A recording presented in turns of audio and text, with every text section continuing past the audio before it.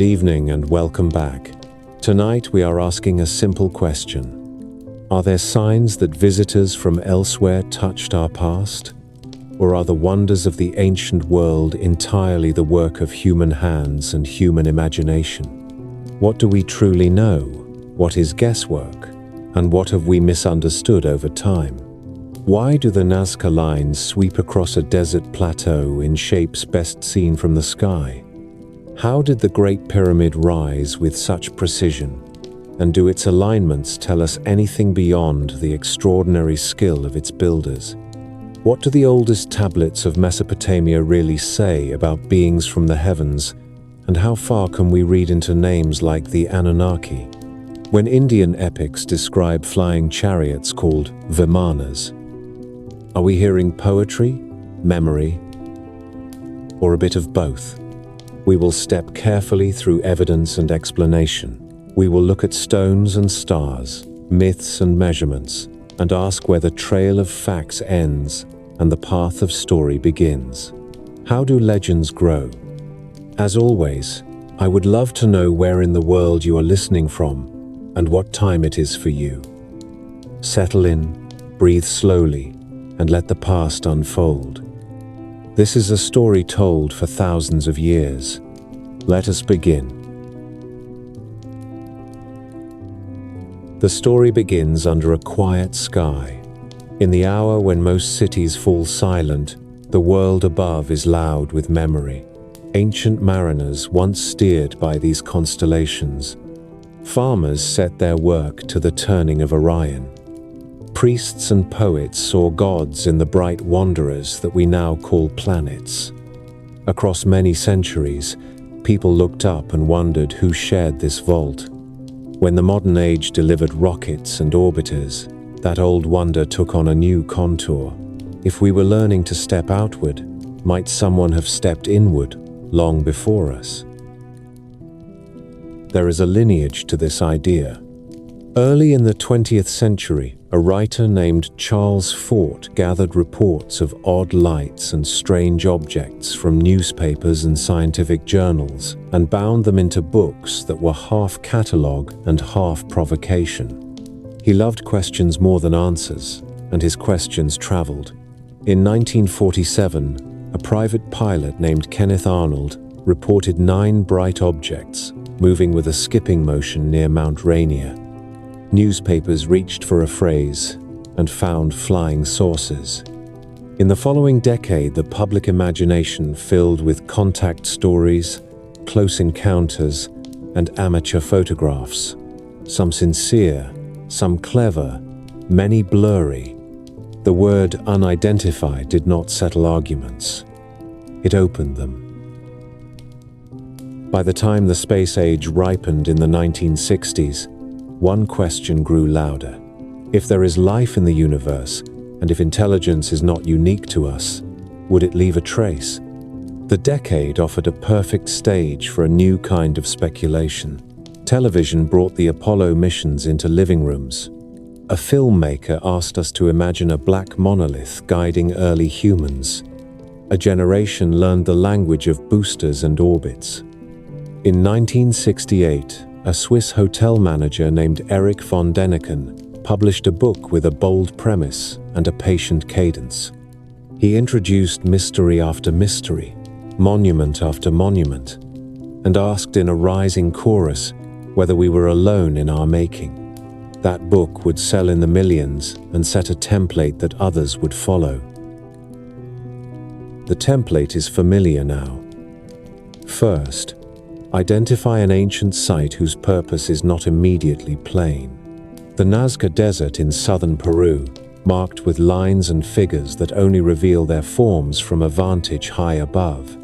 The limestone plateau at Giza, crowned with pyramids whose angles and orientation invite calculation. The carved lid of a Maya sarcophagus at Palenque, with a king poised in a complex scene that a fresh eye might misread as an airman at a control panel. The great stones of the Roman sanctuary at Baalbek in Lebanon, some weighing hundreds of tons, fitted with a confidence that astonishes even modern visitors. The high and cold site of Tiwanaku in the Bolivian Altiplano with its precise blocks and doors. Then, ask whether the builders possessed the tools and mathematics required to conceive and complete such works. After that comes the suggestion. Perhaps help arrived from the sky. This suggestion did not remain confined to books. In the early 1970s, a network documentary narrated by Rod Serling brought these scenes and questions into American homes. The camera drifted over the Nazca lines and across the faces on Easter Island. The music swelled at sunset in front of a pyramid, and the voice asked whether the gods of antiquity might have been visitors in craft rather than beings of spirit. The effect was hypnotic. It presented the ancient world as a great puzzle whose pieces had been scattered across continents.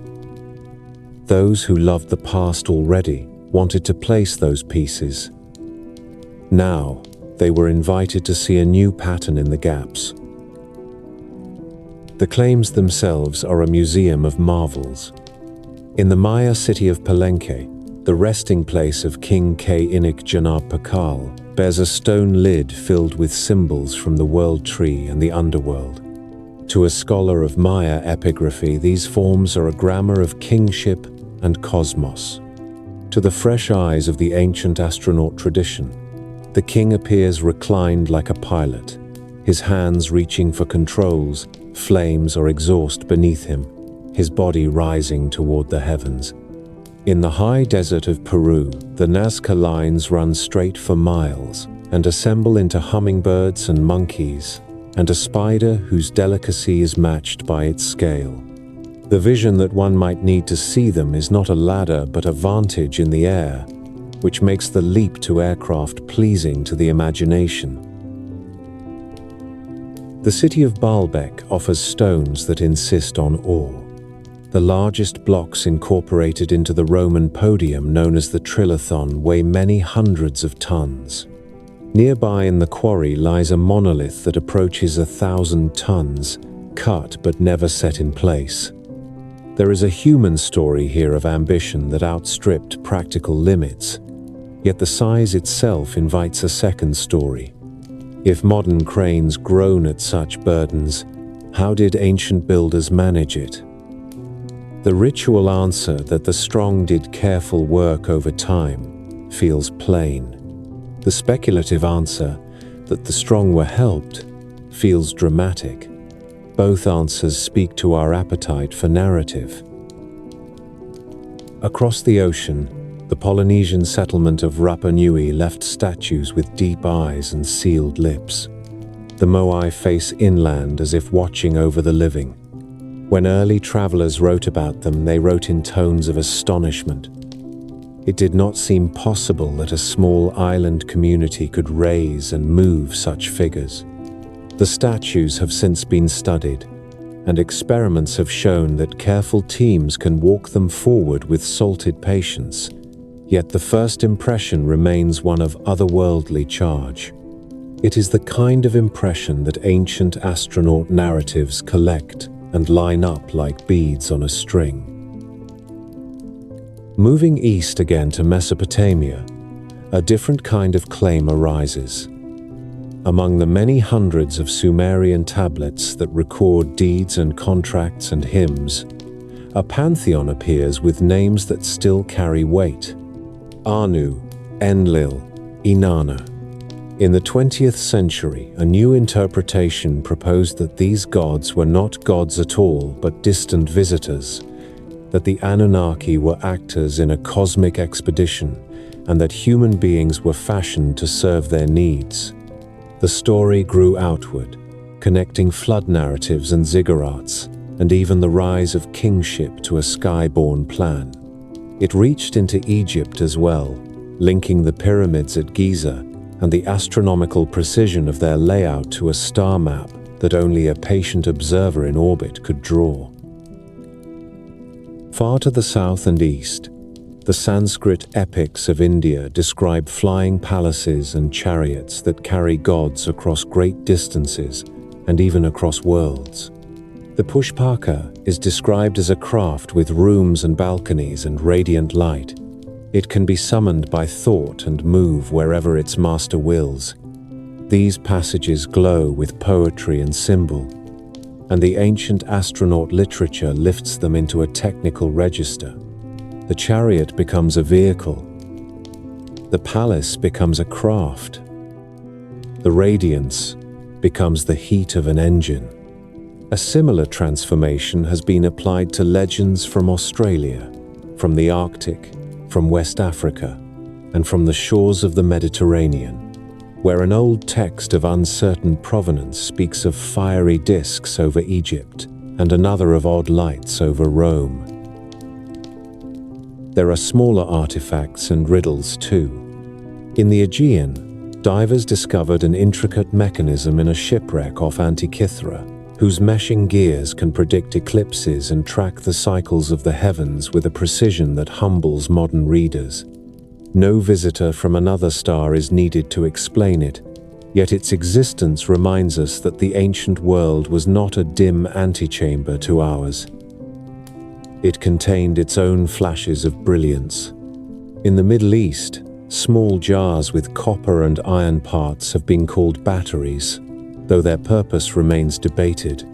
In Peru, finely joined stone blocks at a high sight look, as if a tool from a modern shop had kissed their faces and edges. On cave walls in Europe, two figures wear elaborate headdresses that in a faded photograph can look like helmets. These images and objects are often asked to carry more than they were made to hold. The magnet at the heart of all this is human longing. We want the universe to be crowded with life.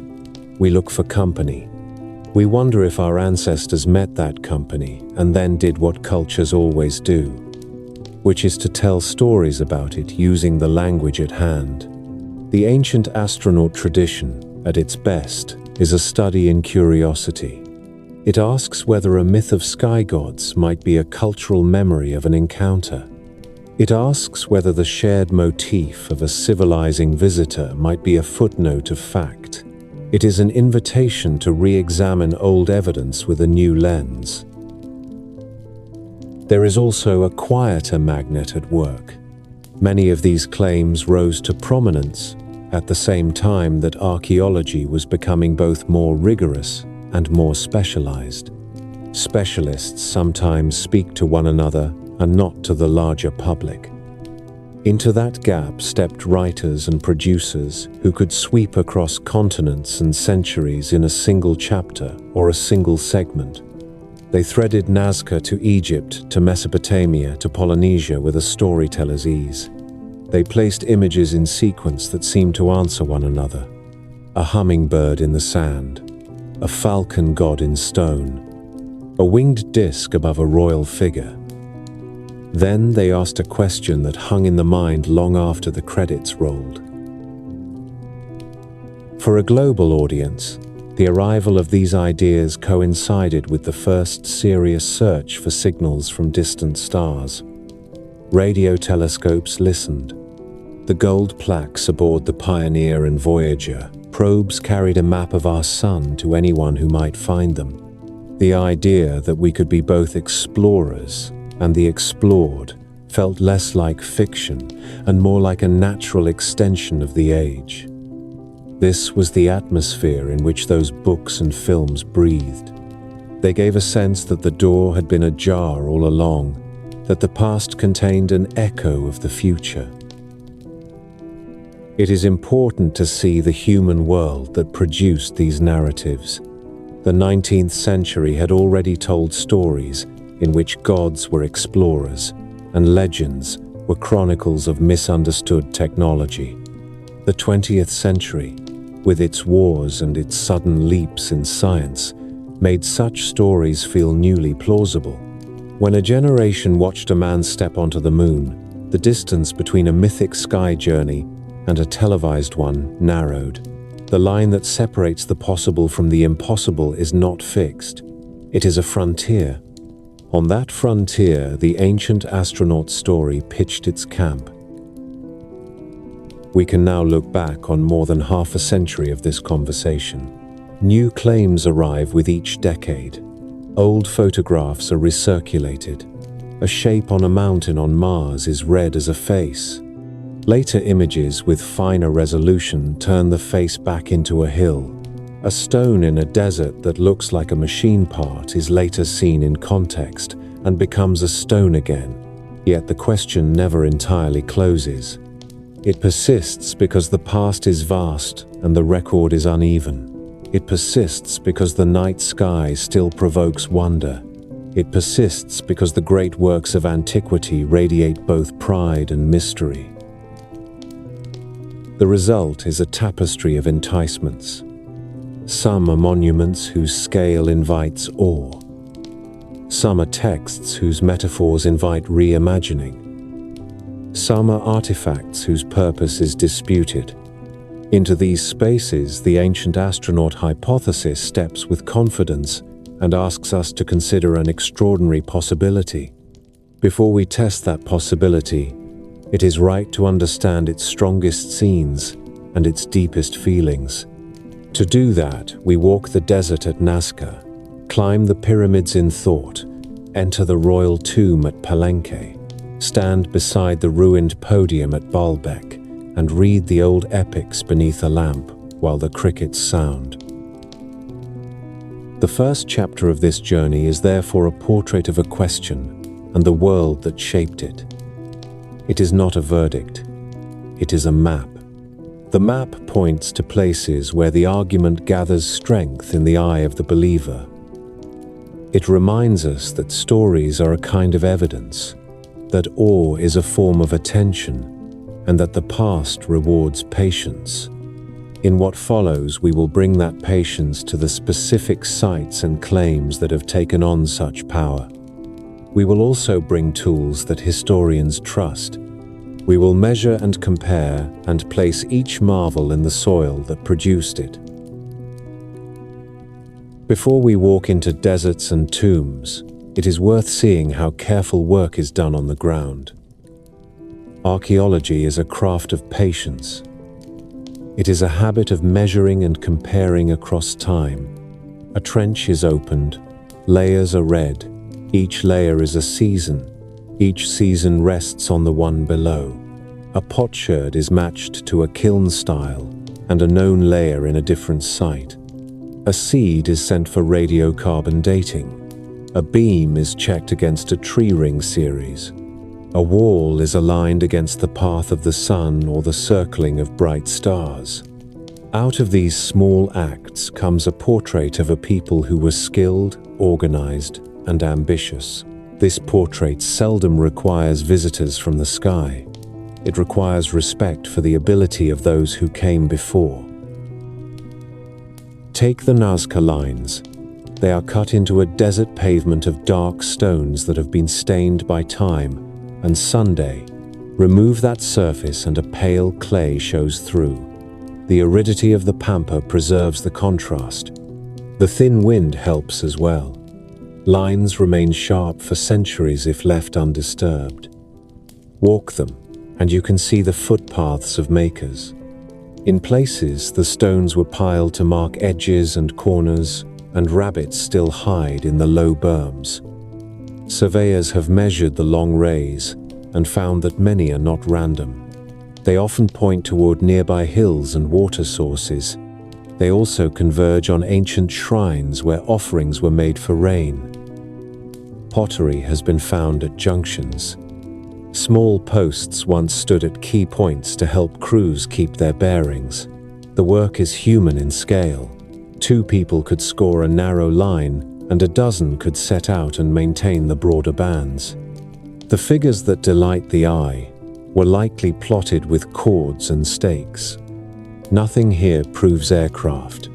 Everything here proves knowledge of geometry, ritual, and place. At Giza, a visitor sees stone and silhouette. A historian sees a supply chain. The pyramid fields were not lone projects born of whim. They were the flowering of a tradition that began with mastaba tombs and grew into stepped forms before taking on the clean, triangular shape that we know. We have names for crews painted inside the structure of Khufu's pyramid, names with the warmth of camaraderie. Friends of Khufu, the drunkards of Menkaure. Nearby lie the remains of a workers' village with bakeries, breweries, and barracks. Animal bones show that laborers ate well, often better than the farm families who sent them. Bread loaves left impressions of woven baskets. Kilns baked bricks and fired pottery for daily use. Ramps and roads connect quarries and building sites.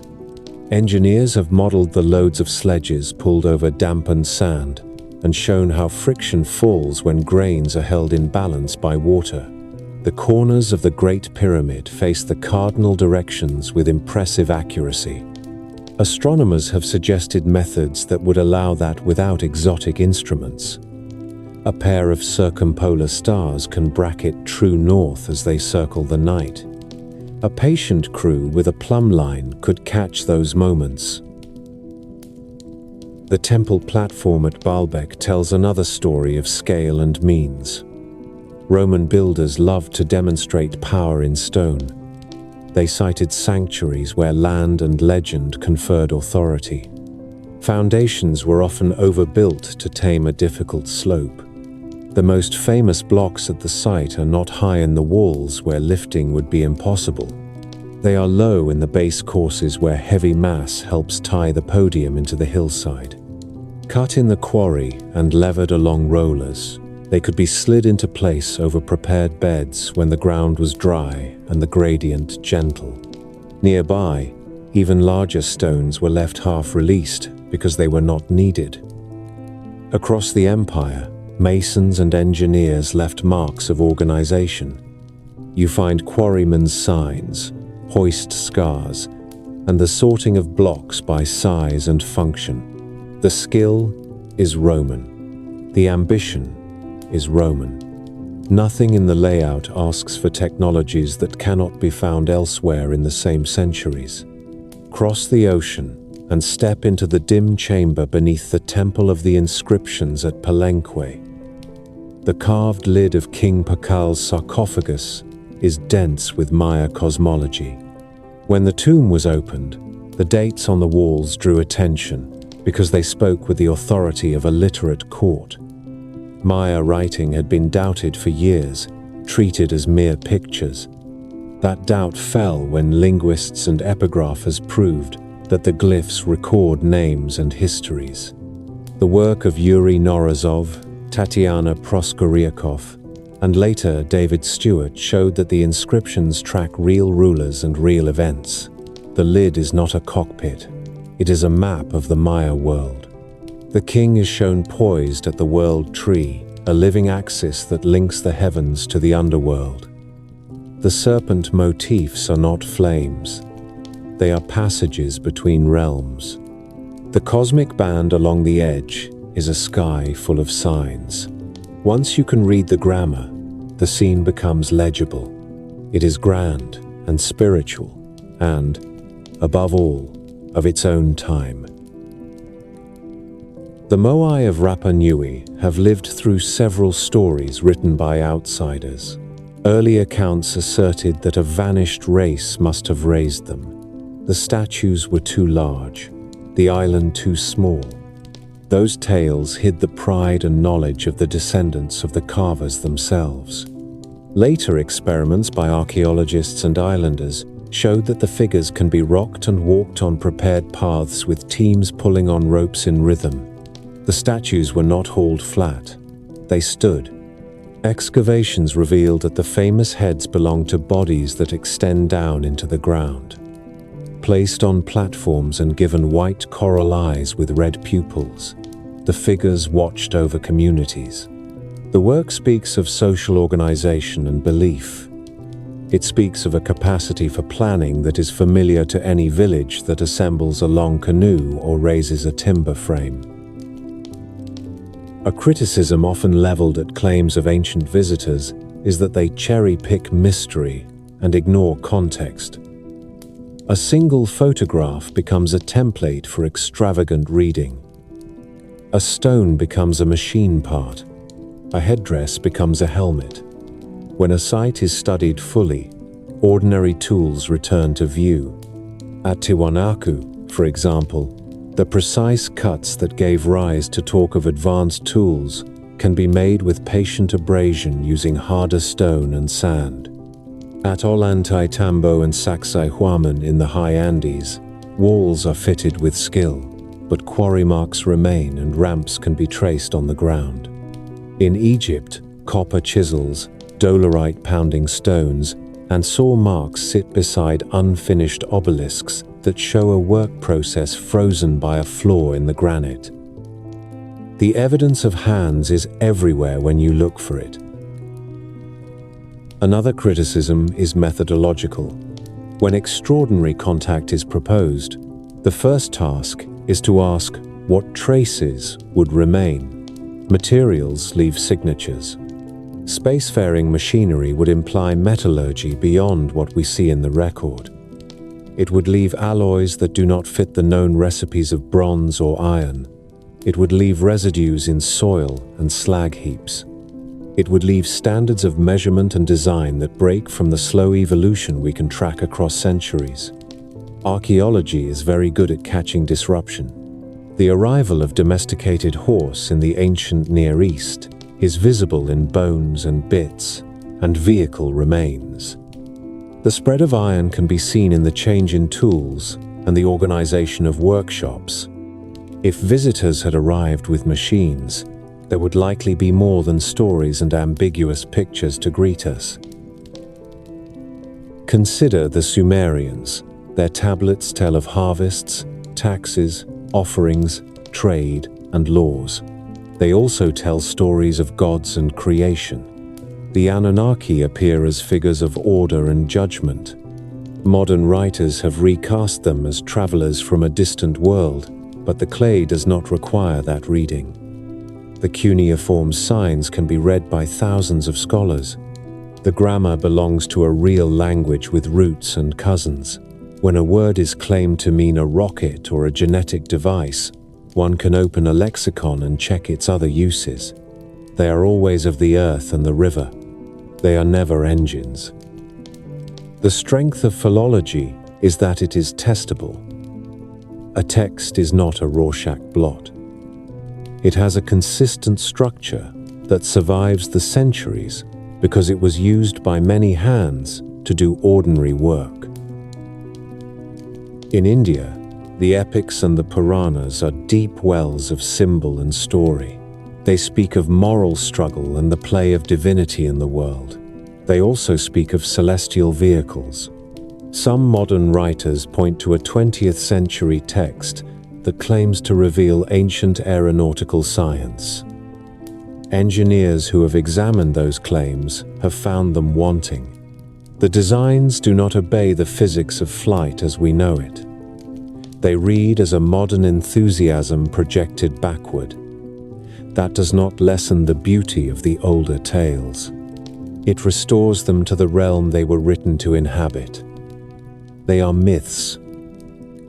They carry truths of a different kind and do not shrink when you learn to read them as such. There is a larger harm that historians note when pseudo-archaeology becomes popular. It tends to strip credit from indigenous and ancient peoples. If an elegant temple must be explained by visitors, what does that say about its builders? If a calendar that can predict eclipses is called a gift from the sky, what does that say about the astronomers who made it? The Antikythera mechanism, fished from a shipwreck off a Greek island, is one answer to this harm. It shows what human minds can accomplish with patience and observation. More gears have been found in later devices. Philosophers and craftspeople left descriptions of similar instruments. Once one example was recognized for what it is, relatives came into view. The pattern is human. It stretches from Alexandria to the workshops of the Renaissance. Finally, there is the matter of how good history is written for the public. The best work is inviting without surrendering its standards. It holds the wonder that first drew us into the subject, and then it explains that wonder in ordinary terms. There is nothing ordinary about the vision required to lay out a geoglyph across miles of desert, or to raise a stone 2 stories high and fit it to its neighbor so tightly that a knife blade struggles at the seam. But vision and the tools that serve it are not magic. They are combinations of timing, organization, and social will. When we take the time to reconstruct those combinations, we often find a story more satisfying than a flash from the stars. We find continuity. We find experiment and failure and adjustment. We find clues left by apprentices and masters in chalk and chisel, and in the way a line wavers and is corrected. None of this answers the largest question that troubles the night sky. It only sets a fair ground for the inquiry. To ask whether there was contact is not a sin against scholarship. It is an act of curiosity. What scholarship requires is that the burden of proof is placed where the extraordinary sits. The more unusual the claim, the stronger the evidence must be. Stones and symbols taken out of context are not strong evidence. Measured layers, testable translations, reproducible experiments, and patterns that match what we know from other times and places, these are strong evidence. When we apply those tests to the most famous claims in this field, the human story holds. Now that the tools and tests are in our hands, we can go to the places where this debate is strongest. We will begin with a plain in southern Peru, where lines scratch messages into the earth so large that only the gods or the newest of machines could have seen them at once. Then we will turn to the oldest of kingdoms along the Nile and to the first cities between 2 rivers, and we will listen to the songs of the subcontinent for what they reveal and what they conceal. At the edge of the Andes, where brown foothills loosen into a hard and level desert, there is a plain the color of old copper. The surface is paved with dark stones, burnished by centuries of Sunday. Beneath that skin lies a paler clay that will show itself if the stones are brushed aside. This is the Nazca Pampa of southern Peru. From the ground, it looks like any other arid plateau. From a rise at the margin, you begin to see lines. They run straight toward the horizon and then vanish in the glare. From higher still, the lines collect into rays and fans and wide bands. With altitude, the desert turns into a page. Figures appear. A bird stretches a long beak across a beige field. A spider extends delicate legs. A monkey curls a tail spiral larger than a village block. The scale is theatrical and patient. It is as if an entire people decided that the earth itself should be the canvas. The Nazca world that made this canvas took shape between the last centuries before the Common Era and the first centuries after. The river valleys that cut through the Pampa supported communities that learned to coax crops from thin water. The people raised maize and cotton and a rainbow of gourds. They made textiles with figures that float and dance. They painted pottery in colors that still keep their glow. The ceremonial center at Cahuachi rose above the desert as a cluster of adobe platforms and plazas. Here, priests presided and processions moved. The land was stingy with rain, and the sky above was a ledger of promise and threat. In this dry theater, the lines and figures began to appear. The first written descriptions by outsiders are not ancient. Local herders and travelers always knew the desert was marked. Early in the 20th century, a Peruvian scholar walked the Pampa and took notice. In the 1930s, pilots on mail routes looked down and saw the full breadth of the drawings. A North American scholar named Paul Kosok traced lines and thought aloud about the Sunday. A German-born mathematician named Maria Reich gave the next 50 years to this single landscape. She mapped, measured, and argued that the drawings were a giant calendar written on the ground. Her devotion turned a remote patch of Earth into a world subject. Visitors arrived. The Peruvian state set protections. UNESCO would later add the Nazca and nearby Palpa figures to the list of places that belong to everyone. Walk the Pampa with care, and the making of the lines becomes comprehensible. The dark stones at the surface are the product of long weathering. Remove them, and the lighter substrate shows like chalk on a board.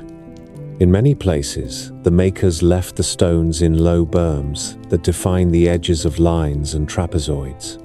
Here and there, a wooden stake survives, where the desert has sealed it away from rot. Radiocarbon tests on such stakes put them in the heart of the Nazca cultural sequence. The simplest form is a straight path. The most common job was to pick a bearing and hold it. Crews could do that with cord and sighting posts. A dozen people could walk abreast to open a band the width of a road. Where lines intersect, they sometimes create starburst hubs. These hubs often sit near small mounds and shrines that held offerings. Pottery fragments appear at junctions like breadcrumbs in clay. The figures that have carried Nazca into every atlas were drawn with the same means, but a greater eye. The hummingbird gathers itself on the plain, with a beak many times longer than the body of a man. The condor spreads wings that span more than a football field. The spider rests with a leg angled, just so to betray a maker who studied forms in nature. Curves and spirals were plotted by radiating points and taut cords. If you stand near the snout of the whale, or at the end of the monkey tail, the figure disappears into lines that do not seem to resolve. Walk away and climb a little, and the form assembles in the mind. The claim that only a pilot in an aircraft can see these drawings is a modern exaggeration. There are low hills and natural promontories around the Pampa that offer a commanding view. Pilgrims and planners did not need wings to admire their work. The desert itself helped preserve the record. The Nazca Pampa is among the driest regions on Earth.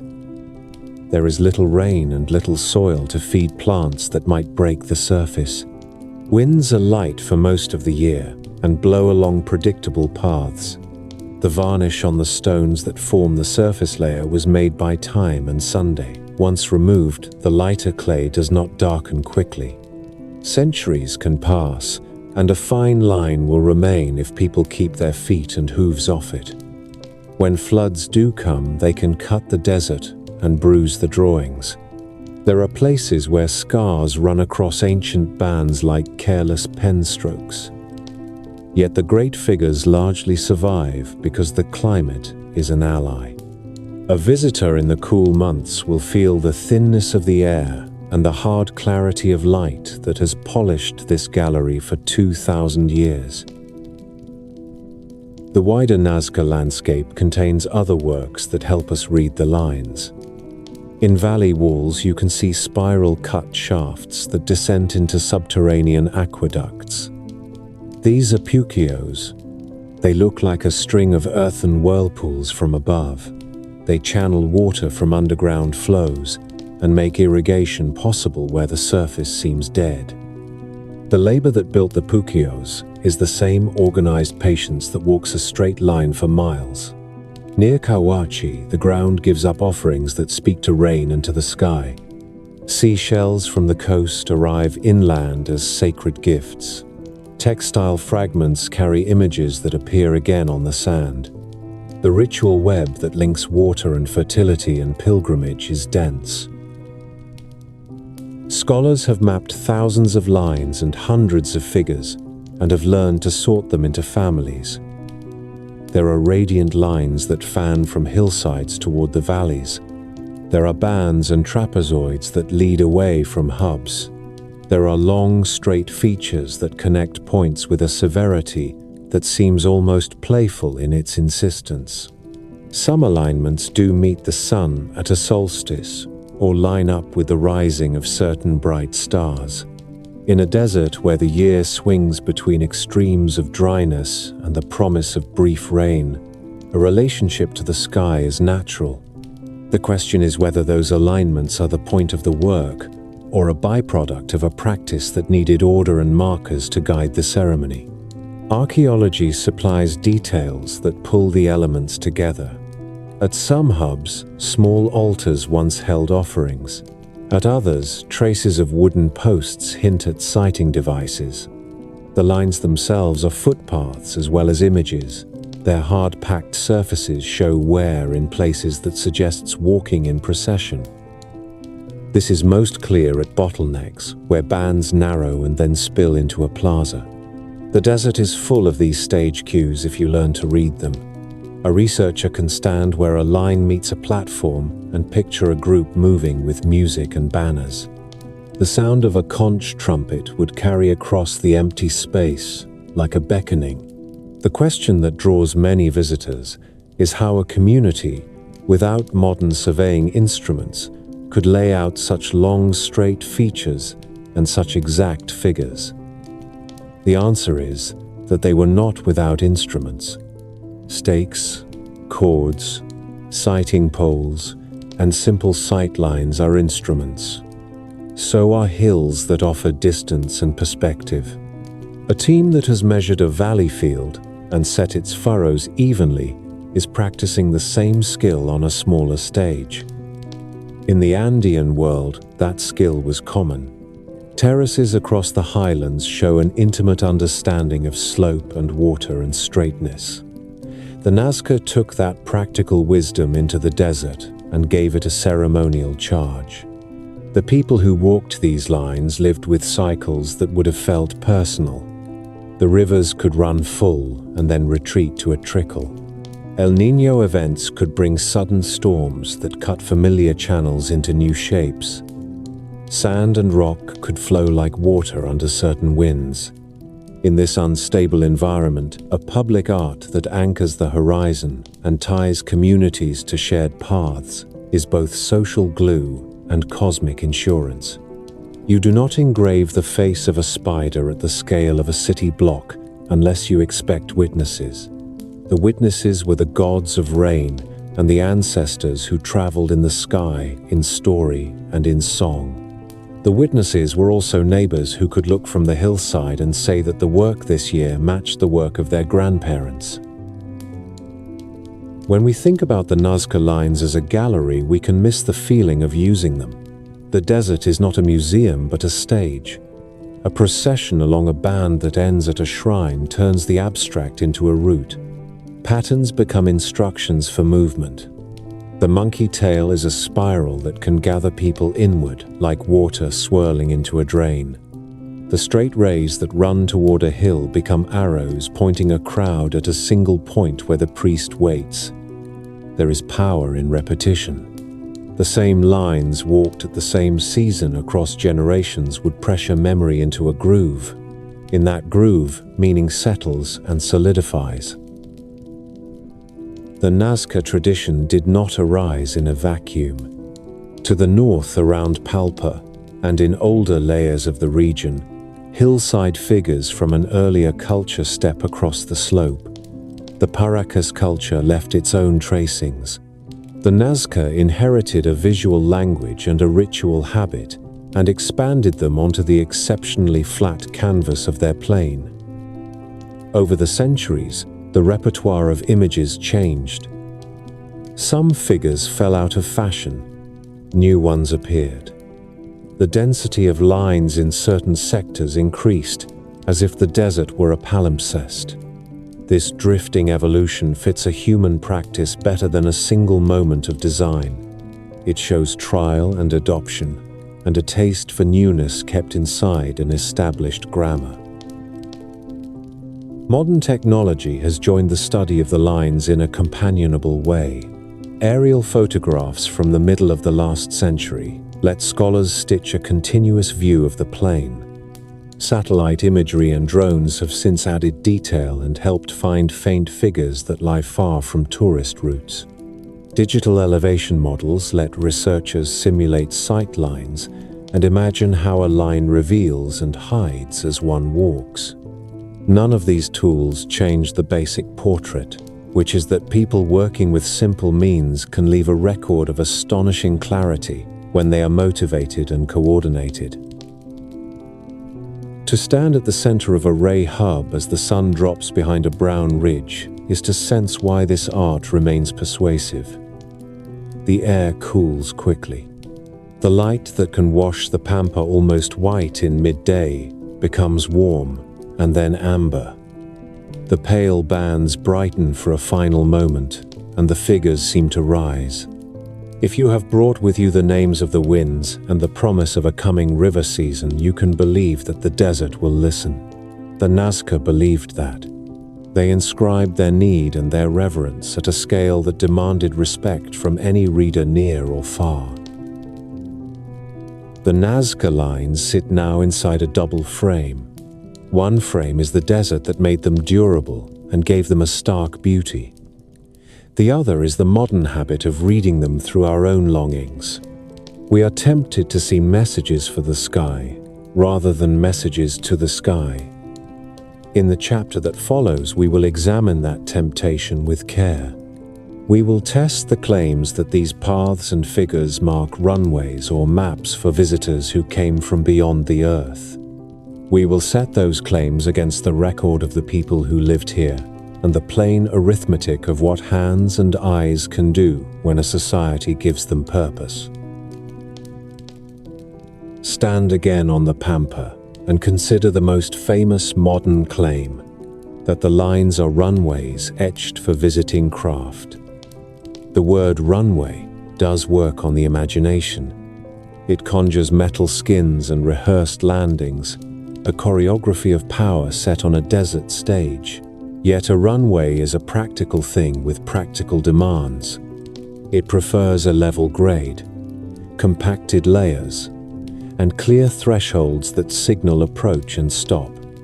The Nazca bands are not made in that way. Many are narrow. Many climb and fall with the natural folds of the ground. They cross and bifurcate. They end at mounds and small platforms. They are pathways and diagrams more than tracks for any vehicle. The soil is a crust over loose sediment. It bears the weight of people and llamas. It does not invite the repeated load of machines. If the pampa once hosted landings, it kept no signature of thrust or heat. There is no glassing, no fused sands, no scatter of odd alloys. The desert is a good archivist. It holds what is given to it.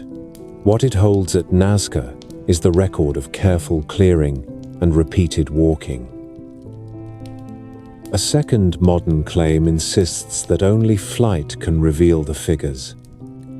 From a standing position, the spider is a mesh of lines without a body.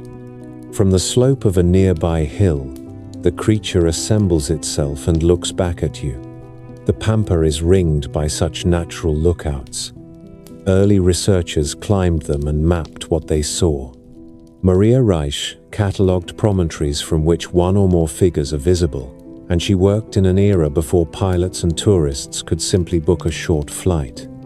In addition, the ceremonial center at Kawachi had terraces and platforms that would have offered long views. A vantage need not hang in the sky.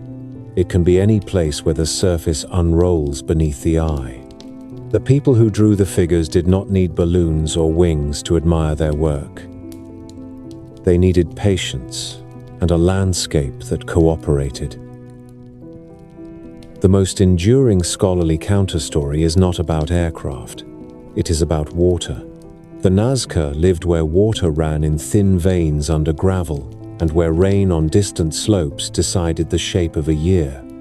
The Puquios spiral into the earth to tap that invisible flow. Lines that lead to the mouths of such works, or that point towards springs, make sense in a ritual of petition and thanks. At many junctions, archaeologists have found offering platforms, remnants of posts, and scatters of pottery. The pots were not dropped as litter. They were broken as part of a rite. The shards remain where they fell. If the Pampa is read as a book, these are the marginal notes left by a public that used the text.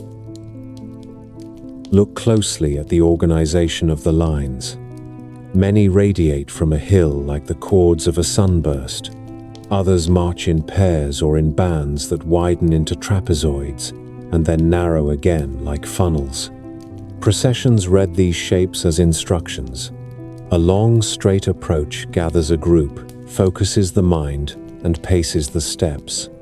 A bottleneck brings bodies close and amplifies music and chant. A trapezoid that opens toward a mountain turns the whole desert into a directional gesture. In the Andean world, mountains are not scenery. They are beings. They carry names and receive offerings. Later in the highlands, the Inca organized their capital with a system of sequay lines that ran from the Coricancha temple out to hundreds of shrines. The sequays were both map and schedule, a way to distribute ritual obligations through the year. Nazca is older, yet the logic of sacred geography is familiar. Lines bind places to places and people to a calendar of movement. Astronomy has a part to play, but perhaps not the part that early enthusiasts expected. When there are hundreds of lines that point in many directions, some will meet the rising or setting of a bright star simply by chance. The task is to ask whether a significant number do so, and whether the ones that do are marked as special by other clues on the ground. Studies on the Pampa show that a portion of alignments touch solstice sunrises or sunsets, and that others nod toward notable stars. At the same time, many alignments point to nearby hills, to water sources, or to nodes on a local ritual map. A line is both an astronomical sightline and a corridor for a procession, only when the community agrees to make it so. The Nazca did not need a national observatory to watch the sky. The horizon and the disciplined eye are observatories of their own. The runway idea also falters on the most basic geometry of the figures. A pilot does not require a hummingbird or a monkey outlined in the landing ground. A visitor who needs guidance would prefer bold arrows or lights. The Nazca figures are thin lines that serve the eye of a viewer at an angle, not a user bearing down from a great height. Even the wide bands that look like airstrips terminate against platforms that would be wreckage for any wheels. They are designed to be ended by feet and ceremony, not by landing struts. If they resemble runways in a photograph taken from a tour plane, that is because a long straight band is one of the simplest and most striking human marks that can be made in open land. The resemblance is a trick of category, not a signature of function. There is a persistent legend that the Nazca must have had flight in order to design creatures that are best seen from above. In the 1970s, an experimenter launched a small balloon made of cloth that resembled materials known in the region. He rose, drifted, and landed. The demonstration proved a point that did not need proving, which is that humans are ingenious and a light bag of hot air can lift a person. It did not prove that the Nazca built and flew such devices. No tools or residues of balloon making have been found. No images in Nazca art show baskets or envelopes or figures carried in the air by a contrivance.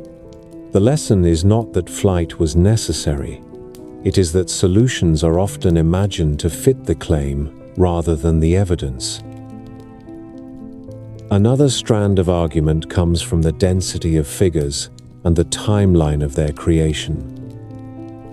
The Pampa is not a single moment captured in ground line. It represents centuries of work during which styles changed and preferences shifted. Some quadrangles were overlaid on old arrays. Some animals were refreshed, and others were abandoned as new motifs took hold. A culture that returns to a sacred canvas again and again is telling us that the desert is a living stage rather than a finished diagram. This long duration does not fit well with the image of a one-time preparation for arrivals that would have required constant maintenance rather than intermittent reimagining. Environmental data adds still more context. Core samples from nearby valleys show periods of drought and flood. When El Niño events changed the pattern of rainfall, the landscape responded with cuts and fans. Communities responded with ritual intensification, a pattern seen throughout the Andes. The frequency of offerings in the Nazca world increases in hard times. More hands take part in processions, and more precious goods are carried to the shrines. In this light, the great figures are not puzzles left by outsiders. They are public works, born of climate anxiety and social cooperation. They draw communities together, and they speak for them to the forces that rule rain and crop. There is also the question of technique. Experimental archaeology has shown how pairs of stakes and a cord can lay out a straight line that does not wander over miles. The same teams have recreated spirals and curves with a grace that matches the originals. A small error in plotting produces a wiggle at the very spot where the ancient lines also wiggle. This is not an accident. It is the signature of the method. When modern workers copy an old technique and produce the same family of flaws, we gain confidence that we understand how the first makers worked. The Nazca lines do not demand foreign tools. They demand a trained eye and a social will that believes the work matters. Proponents of visitors often answer these points by widening the frame. They place Nazca beside Baalbek and Giza and say that the sum of mysteries exceeds the comfort of archaeology. This is a rhetorical move. It counts questions as evidence. A historian prefers to count answers.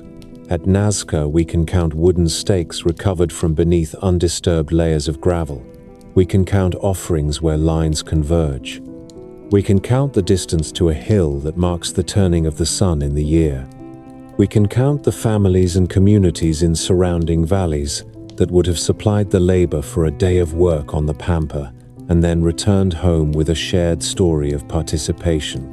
Each countable thing ties the lines to a human economy and a human calendar.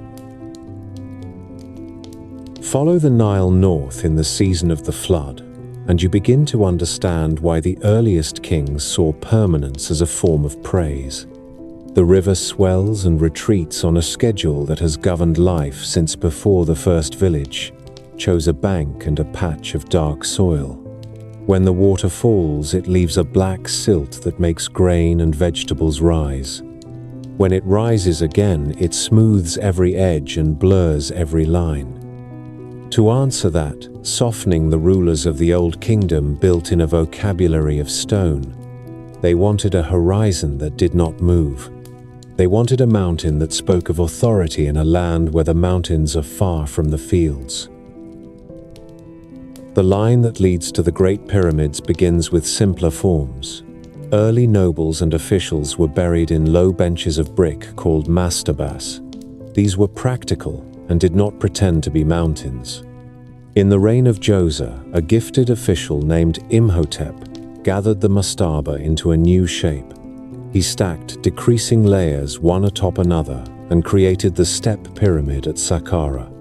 It still rises from the desert like an interrupted staircase to the sky. It is not only a monument to a king, it is a public declaration that stone can do what brick cannot. It can build height. It can stand in the wind for centuries. Around this first pyramid grew a walled complex with courtyards and colonnades, a rehearsal for grander projects to come. Later, kings studied that rehearsal and revised it. At Maidum, a pyramid that had once been stepped was smoothed into a clean face. At Dashur, a king named Snefru tried for a perfect angle, and changed his mind mid-course when the structure began to show signs of stress. The result is a pyramid that bends from a steep lower slope to a gentler upper slope. It is a lesson in caution carved in limestone. Snefru did not accept defeat. At a nearby site, he built a pyramid with faces that hold their straightness from base to summit. This red pyramid proves the concept. It shows that Egyptian engineers had the design and the craft ready to attempt something larger. The plateau at Giza offered the stage. 3 kings used it in succession. Khufu built the largest pyramid. Khafre followed with a pyramid that sits on a slightly higher part of the plateau and therefore looks nearly as tall, and Menkaure built a smaller but elegant version at the southern end of the ridge. The scale of Khufu's pyramid still takes breath. The base spans a length that would hold many city blocks. The original height would have passed the peak of most church steeples. The faces are aligned to the cardinal points with a precision that makes modern surveyors smile. The platform beneath is level across an area the size of a town square. The masonry courses near the base contain blocks that stand as tall as a person. Higher up, the stones are smaller and the courses thinner, a rational economy as the load decreases. Look for the city that fed this work, and you find it tucked near the edge of the plateau. Excavations have uncovered bakeries with ranks of pottery molds set in lines like a field of upturned bells. There are breweries with long troughs for mash and firing chambers that kept a steady heat. There are barracks and small houses for crews. Cemeteries nearby hold the graves of workers. Bones show healed injuries and the marks of hard labor, but they also tell of a diet that included meat and fine bread. Some graves have grave goods and small stelae that name the dead and their team. This is not a prison camp. It is a planned town with its own rhythms, and the names written in charcoal inside the Great Pyramid tell you about those rhythms. Teams gave themselves proud titles: Friends of Khufu, Drunkards of Menkaure. These scribbles are the voice of crews that knew their work mattered. The quarry marks are plain in the landscape. The pyramids did not rise from a material conjured from elsewhere. Much of the core stone came from the Giza plateau itself, cut in trenches that still hold the scars of picks and pounding stones. The fine white casing that once made the sides shine came from the Tura quarries across the river. The granite beams that frame the chambers and relieve their loads came from Aswan, far to the south. The Nile was the great conveyor. In the right months, men could float stone blocks north on barges with the current, and then pole the empty vessels south when the wind filled their square sails. Mud brick ramps and causeways allowed the last distances to be covered by sledges pulled over wet sand. A simple experiment shows why the desert workers carried jars of water to throw ahead of a heavy sledge. Dampening the sand changes how grains lock and the runners ride more easily. Wall scenes from later periods show statues dragged in this way, while men pour water before the runners. The physics does not require a university. It requires attention passed from master to apprentice. The measurements at Giza reveal a mind that loved order. The base of the Great Pyramid is squared to the compass points with small errors that can be explained by the methods available to an Old Kingdom crew.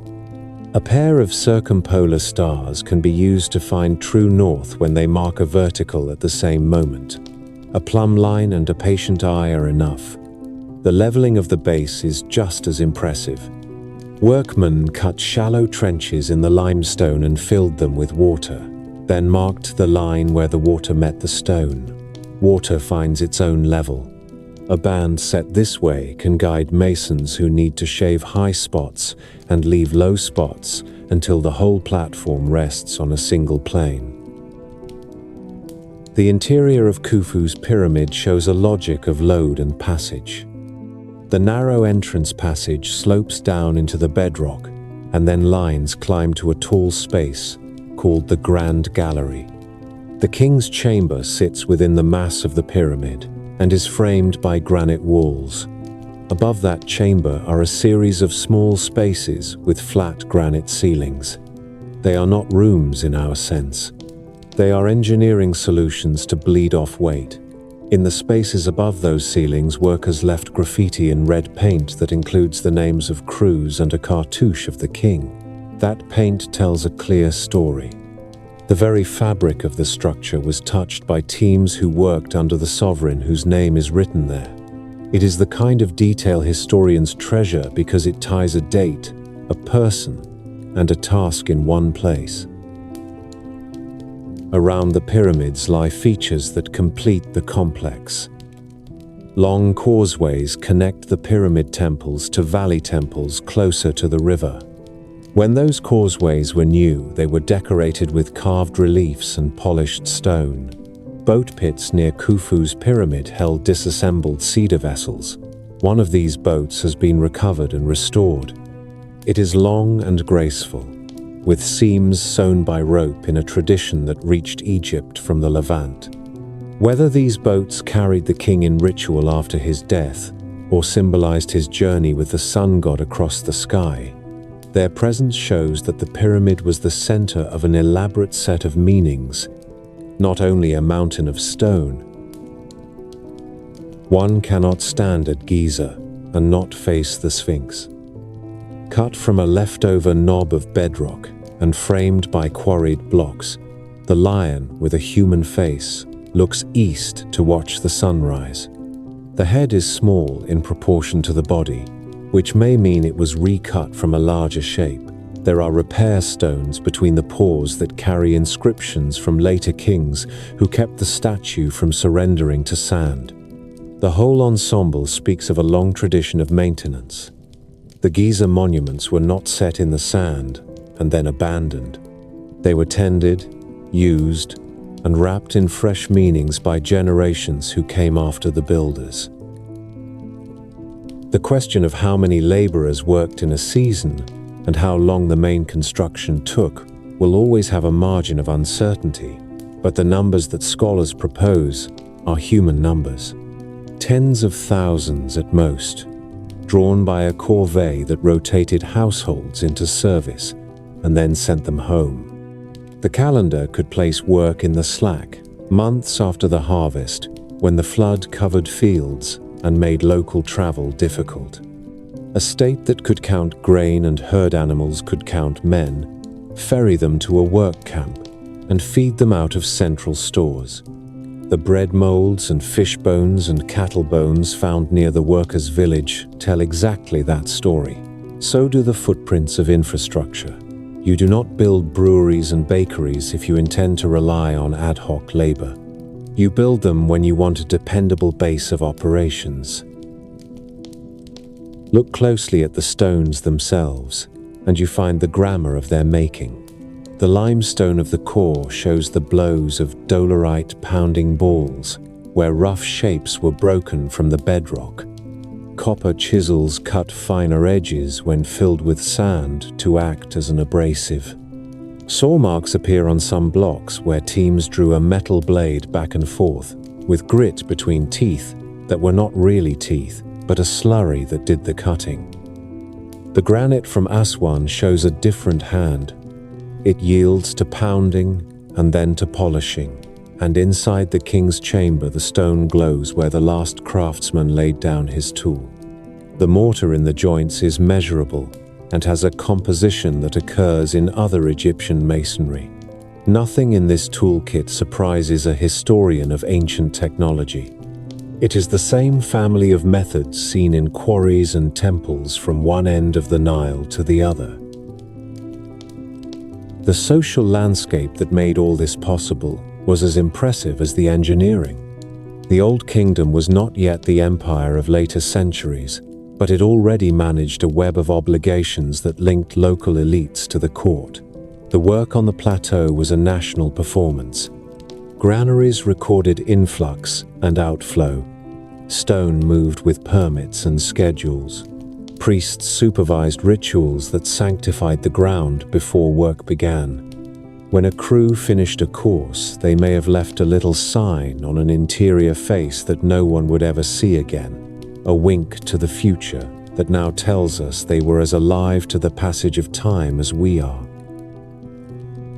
In the modern era, the Giza Plateau has drawn teams of archaeologists who have added detail to this picture with each season. The mapping of the workers' village has shown neighborhoods and alleys. Dumps have yielded the leavings of meals and the slag of workshops. Inscriptions chipped from the sand have supplied names. The diaries of a Nile official discovered at a Red Sea harbor have described the transport of fine limestone from Tura to the pyramid site in the very reign of Khufu. A papyrus does not lift a stone. It does something as important. It places a human voice beside the stone and tells us how the parts came together. Stand on the causeway at dusk, and the facets of the pyramids catch the last light in a way that feels like a sermon. The faces are not smooth anymore. The casing is gone from most of the surface. You can see the stepping of the core beneath and the scars of later stone robbing. In that exposed anatomy lies the full story. There is grandeur and there is work. There is a sweep of vision, and there are the marks of a single copper saw that moved through sand one stroke at a time. To say that people did this with their own hands does not reduce the wonder. It restores the wonder to the very people those stones were meant to honor. Stand once more on the limestone shelf and listen to the questions that have drifted across this plateau for 2 centuries. Could human hands alone have raised so much stone with such accuracy? Do the angles and star-like orientations hint at tutors from the sky? Why do debates over ramps and levers still flicker when everything else seems so firm? The pyramids invite these questions because they sit at the boundary between the obvious and the overwhelming. A single block is ordinary. 2.3 million blocks arranged to a royal purpose become a challenge to the imagination. Where imagination strains, legends enter. Begin with the claim of impossible precision. The base of Khufu's pyramid is very nearly square and very nearly aligned to the cardinal points. That is an achievement that asks for respect, but not for intervention from beyond. Egyptian surveyors had practical methods to find true north, using circumpolar stars that never set. 2 stars that circle the pole, trace a vertical when viewed at just the right moment. A plumb line and a patient eye capture that moment. Leveling a broad platform can be done by cutting shallow trenches and filling them with water, then marking the waterline on stone. Water finds level without instruments. The errors that remain at Giza are small but measurable. The corners are not perfect. The sides are not perfectly equal. The base rises and falls a little because bedrock is never a perfect plane. These small human irregularities are a kind of signature that tells us we are in the company of craftsmen rather than machines. Next comes the matter of the stars. Writers have proposed that the 3 great pyramids map the 3 stars in the belt of Orion, and that the Nile stands for the Milky Way. There is poetry in that idea, and Egyptians did associate the constellation we call Orion with a divine figure they named Sa, and later with Osiris. Yet the details refuse to fall into a strict map.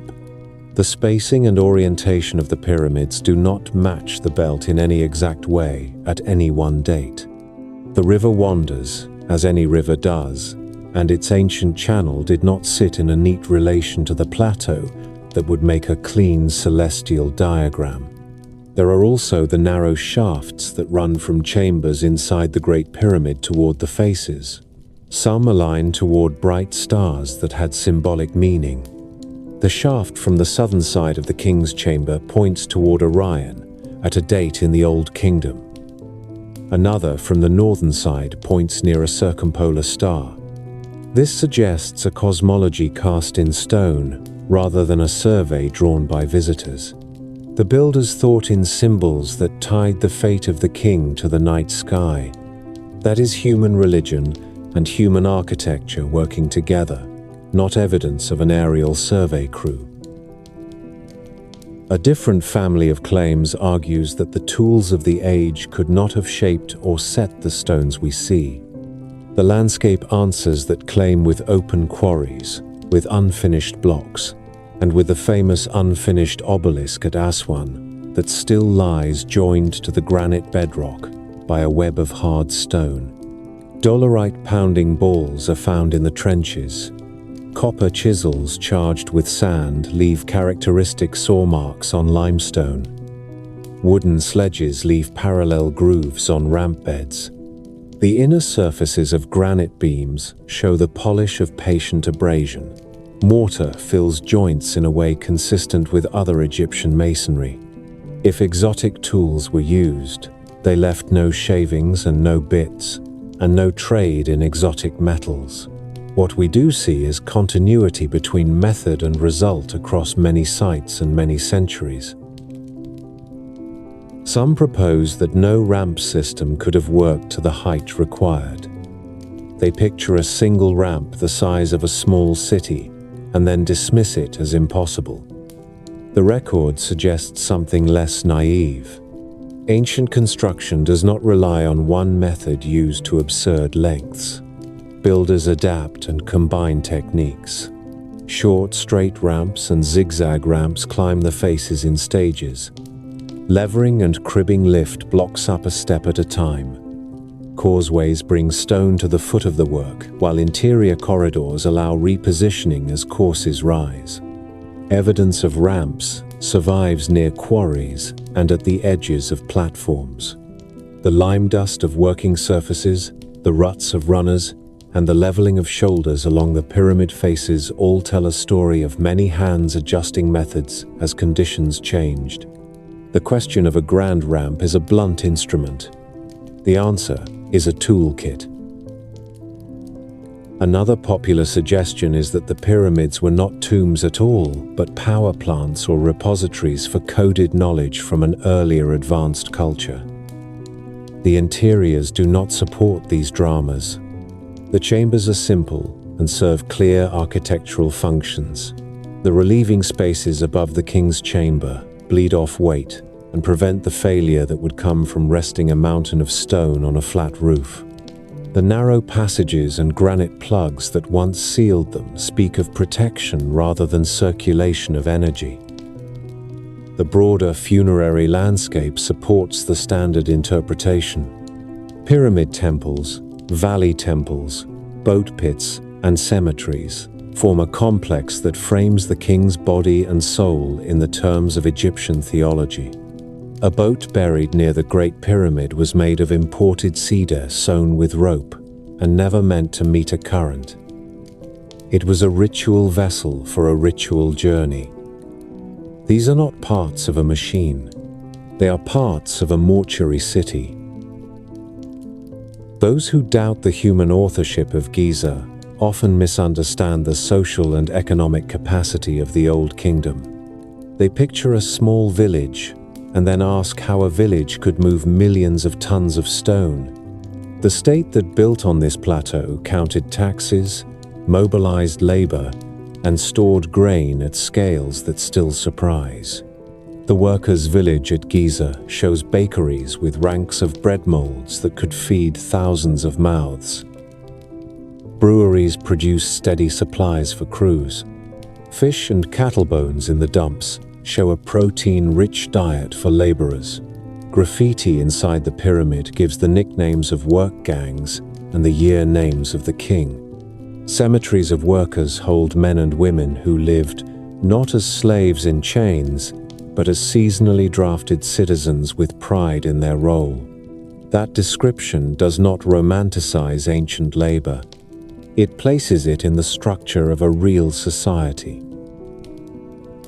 We also have voices from the time. A set of papyri found at a Red Sea harbor includes the daily log of an official involved in the transport of fine limestone from Tura to the pyramid site during the reign of Khufu. He records crews, cargoes, and days. He does not speak to later fantasies.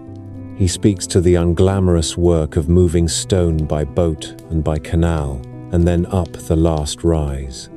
This kind of document grounds the conversation. It shows that the building of Giza was not a miracle that escaped the ledgers. It entered them. It left receipts of a sort, and those receipts match the archaeology on the ground.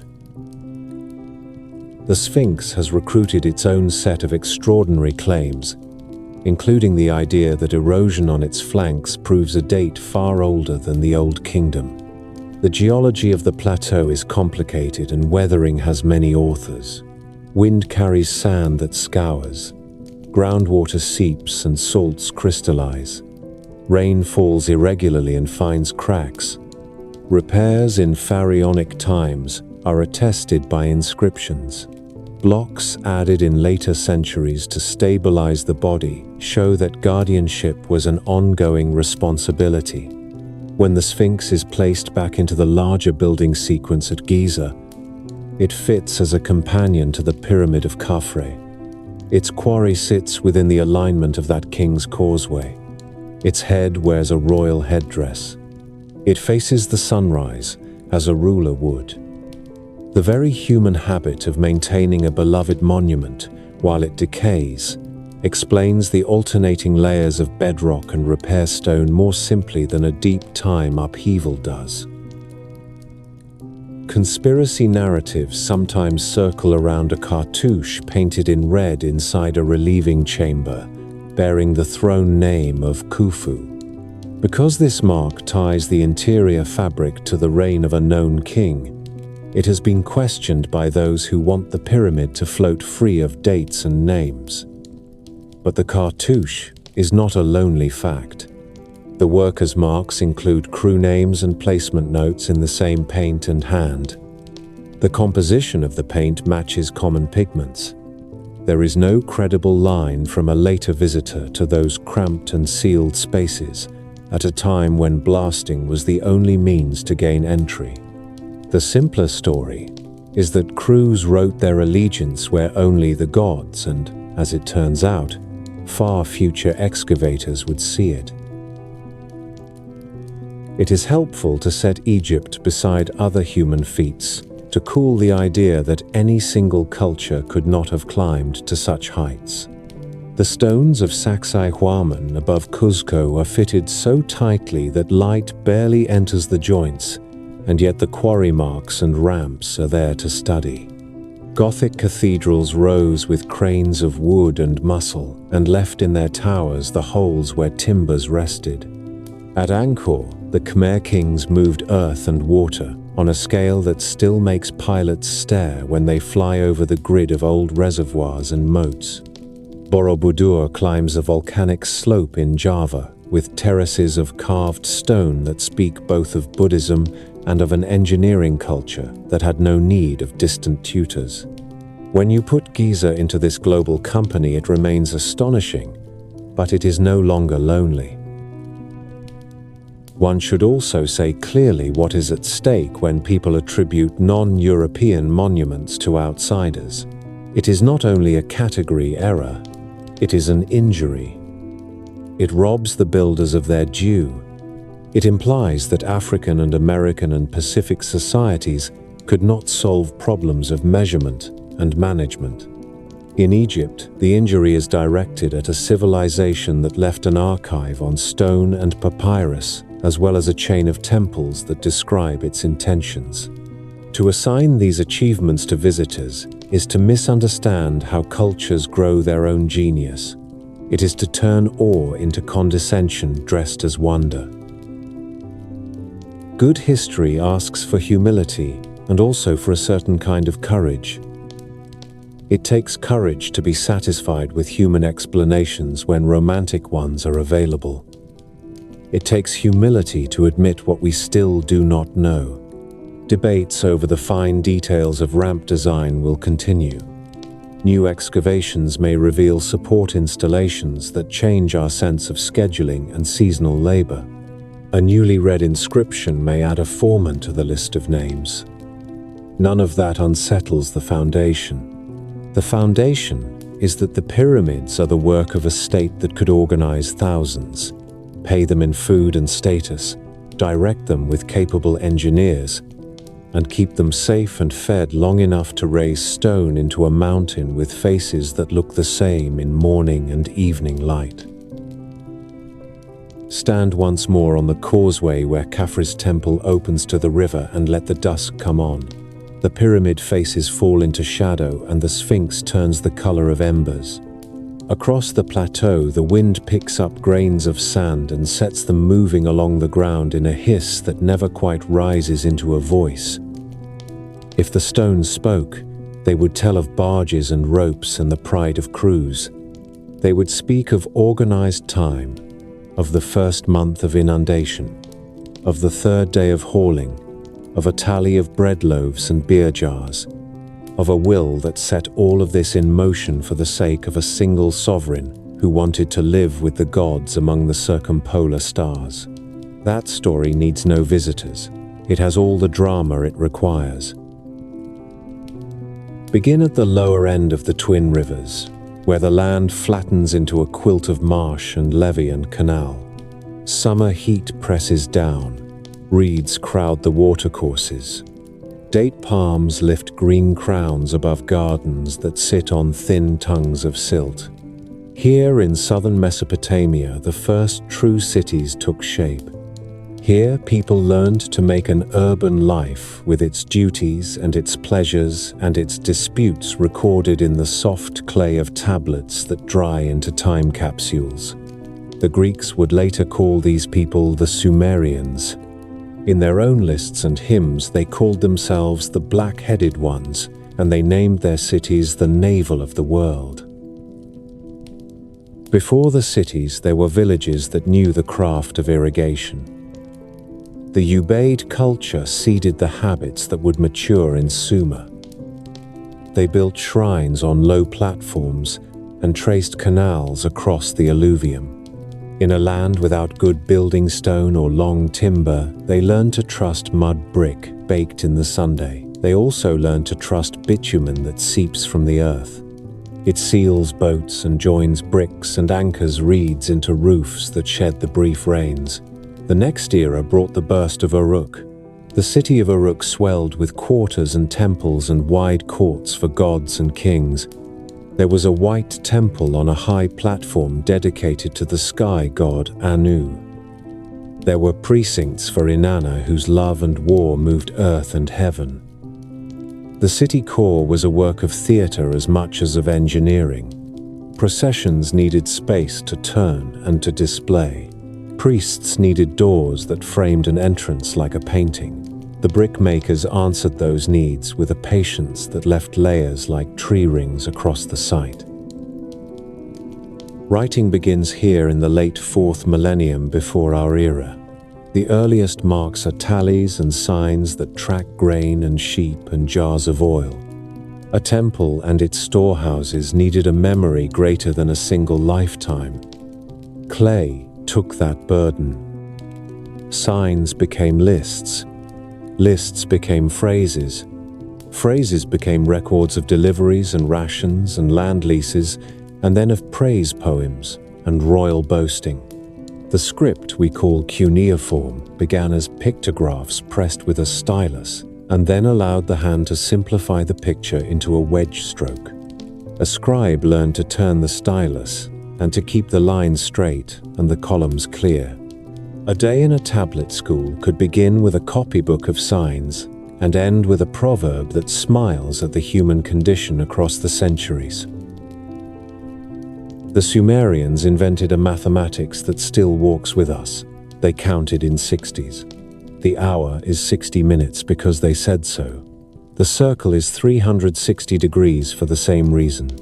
They made tables that help a surveyor set out a field and a builder square a corner. There is a famous tablet whose columns speak of right triangles and the relation of their sides. It is a list for practical use and also a hint of theory. The astronomer in the temple courtyard watched the moon and counted days between first visibility and darkness. Priests adjusted the calendar with intercalations to steady the year for barley and for taxes. Omen series such as the collection we call Enuma Anu Enlil linked the appearances of stars and the behavior of planets to the health of the kingdom. This was not science in our rules, but it was observation over long spans and a filing of that observation into patterns that scribes could inherit. The city was a machine for turning water into bread. Canals ran in grids. Small field channels branched like the fingers of a hand. Farmers planted barley, which endures a salty ground better than wheat. They learned to leach salts by flooding and by resting the soil. They raised sheep and goats on the edges and cattle where pasture was kind. They brewed beer that fed workers with calories and sanitation in a land that knows heat and stagnation. Ration lists for temple employees are tables of beer and bread given out by the day. A foreman could track the output of a crew by noting how many jars of beer and baskets of bread left the storehouse for those men and women. Ziggurats rose above these neighborhoods. The word describes a stepped tower with ramps and terraces that climb toward a small shrine at the summit. The tower at Ur in later centuries is the best preserved, but the idea is older. The tower lifted the god above the mundane world. It also lifted the eyes of the city. Sunlight on brick at dawn could make the tower into a second sunrise. The terrace below gave room for small gardens and for priests who tended them. From the upper platform, a viewer could see the broken light of canals run like quicksilver across the plain. The tower was theology and also a survey of the works of men. The pantheon is populous. An and Enlil and Enki sit near the top, and Inanna stands with them. An is the high sky. Enlil is the storm and the sweeping breath of air. Enki is the clever water that springs from the deep and brings invention and healing. Inanna is a force that breaks and binds. She is love and fury, and the motion of planet Venus that brightens and vanishes, and then returns. These gods receive offerings in temples that are also economic centers. A temple owns fields and herds and craft shops. It takes in produce and releases rations. It sponsors voyages by river and sea to gather timber from the north and stone from the east, and copper from lands beyond the Gulf. Names like Dilmun and Magan and Maluha belong to those trading partners. Scholars connect them to Bahrain and Oman and to the distant Indus. The ruler of a Sumerian city appears in the tablets as Lugal or as Ensi, depending on era and place. He is king or city governor, and he must balance the weight of the temple and the lay nobility and the farming households that want fairness more than splendor. In some ages, a king could declare a clean slate and cancel debts to relieve a people ground down by hard seasons and compound interest. Law codes begin to appear. The code of Ur-Nama is older than the famous one from Babylon in a later age. It lists fines and compensations that match punishment to injury with a cool pragmatism. The tone is administrative rather than prophetic. The metalworker at his furnace, and the potter at his wheel, and the scribe with his stylus are all named in contracts and in court records that show how a city negotiates everyday harm and redress.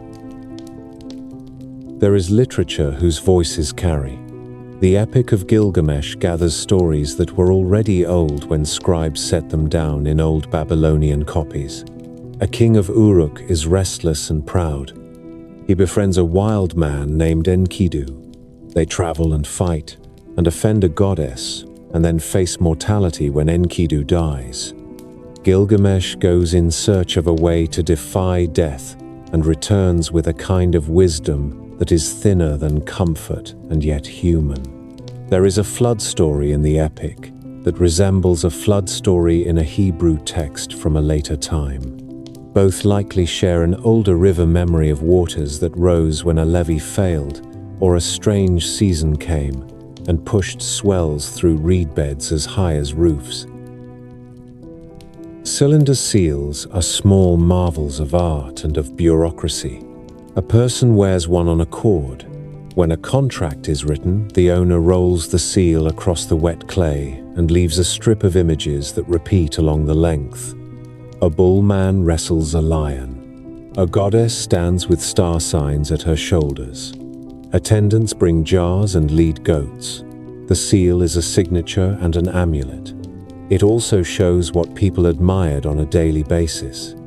Scenes of a banquet or of musicians with harps appear often. These are lives with music and beer and quarrels and a pride in craftsmanship. The seal carver needs hard stone and a steady hand. The buyer needs taste. Together, they leave a library of picture histories only a thumb wide. The first named author in the historical record belongs to this world.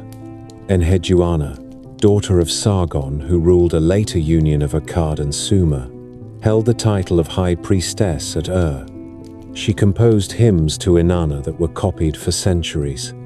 In those hymns are metaphors that bind the desert wind and the city street to the behavior of a goddess.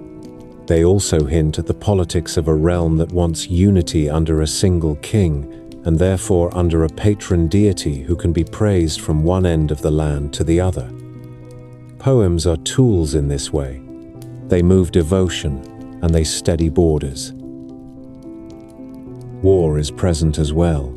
City fought city for water rights and for pride. The Sumerian king list is a document that runs a thread across generations of rulers and insists on a line of authority that flows like the river. It is propaganda and it is memory. The stealer of the vultures from Lagash shows ranks of soldiers in tight formation with spears and standards. On one face of the stone, the god of the city smites enemies.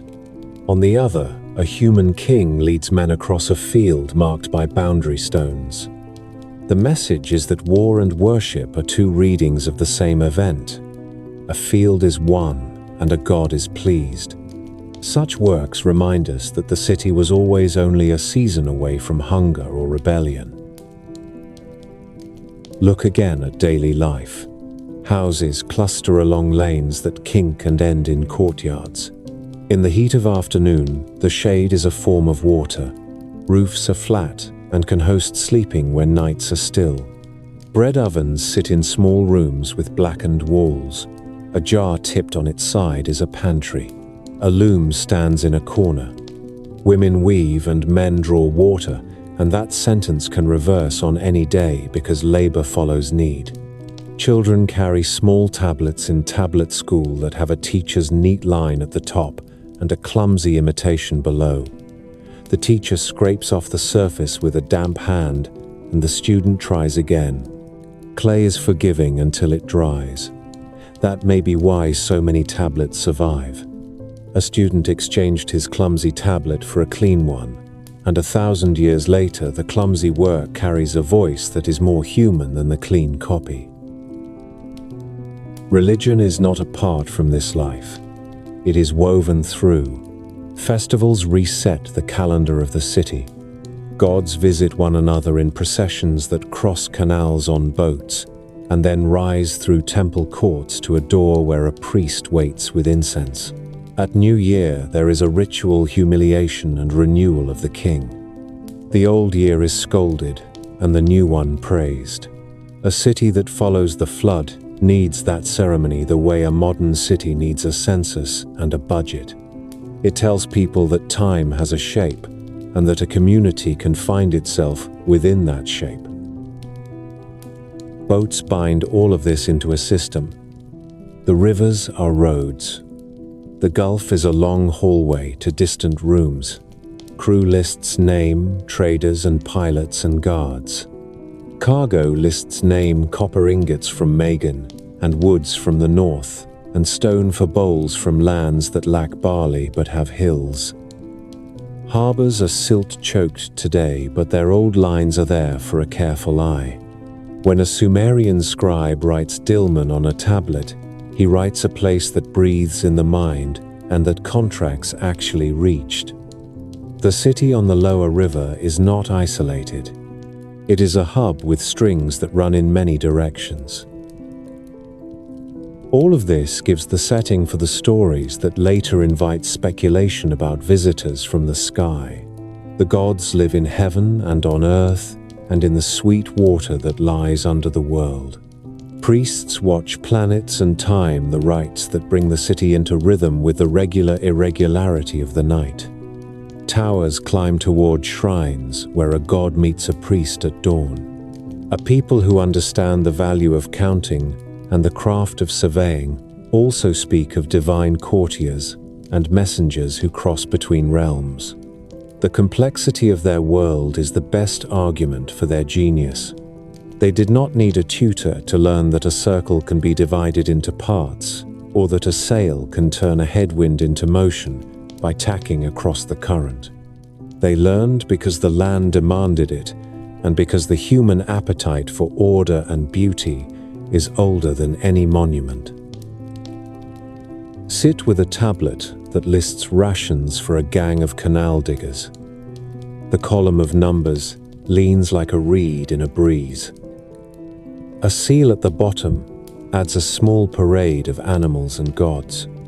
A scribe has pressed his name into a corner with a flourish. This is the heartbeat of a first civilization at work. Canal water gleams. A wheel turns at a potter's yard. A child learns a sign for barley, and then learns the sign that means double. In the distance, a tower burns red in the last light, and the evening star steps onto the stage above it. In that moment, you can see why later ages would map their own longings onto this ground. The Sumerians had already done it themselves. They looked up and named a planet for a goddess. Then they sailed a boat named for that goddess down a moonlit canal while drums and flutes sent the night a message that the city was awake and in order. The modern story that turns Sumer into a meeting ground for visitors from the sky begins with a small set of striking claims and then tries to stretch them across an entire civilization.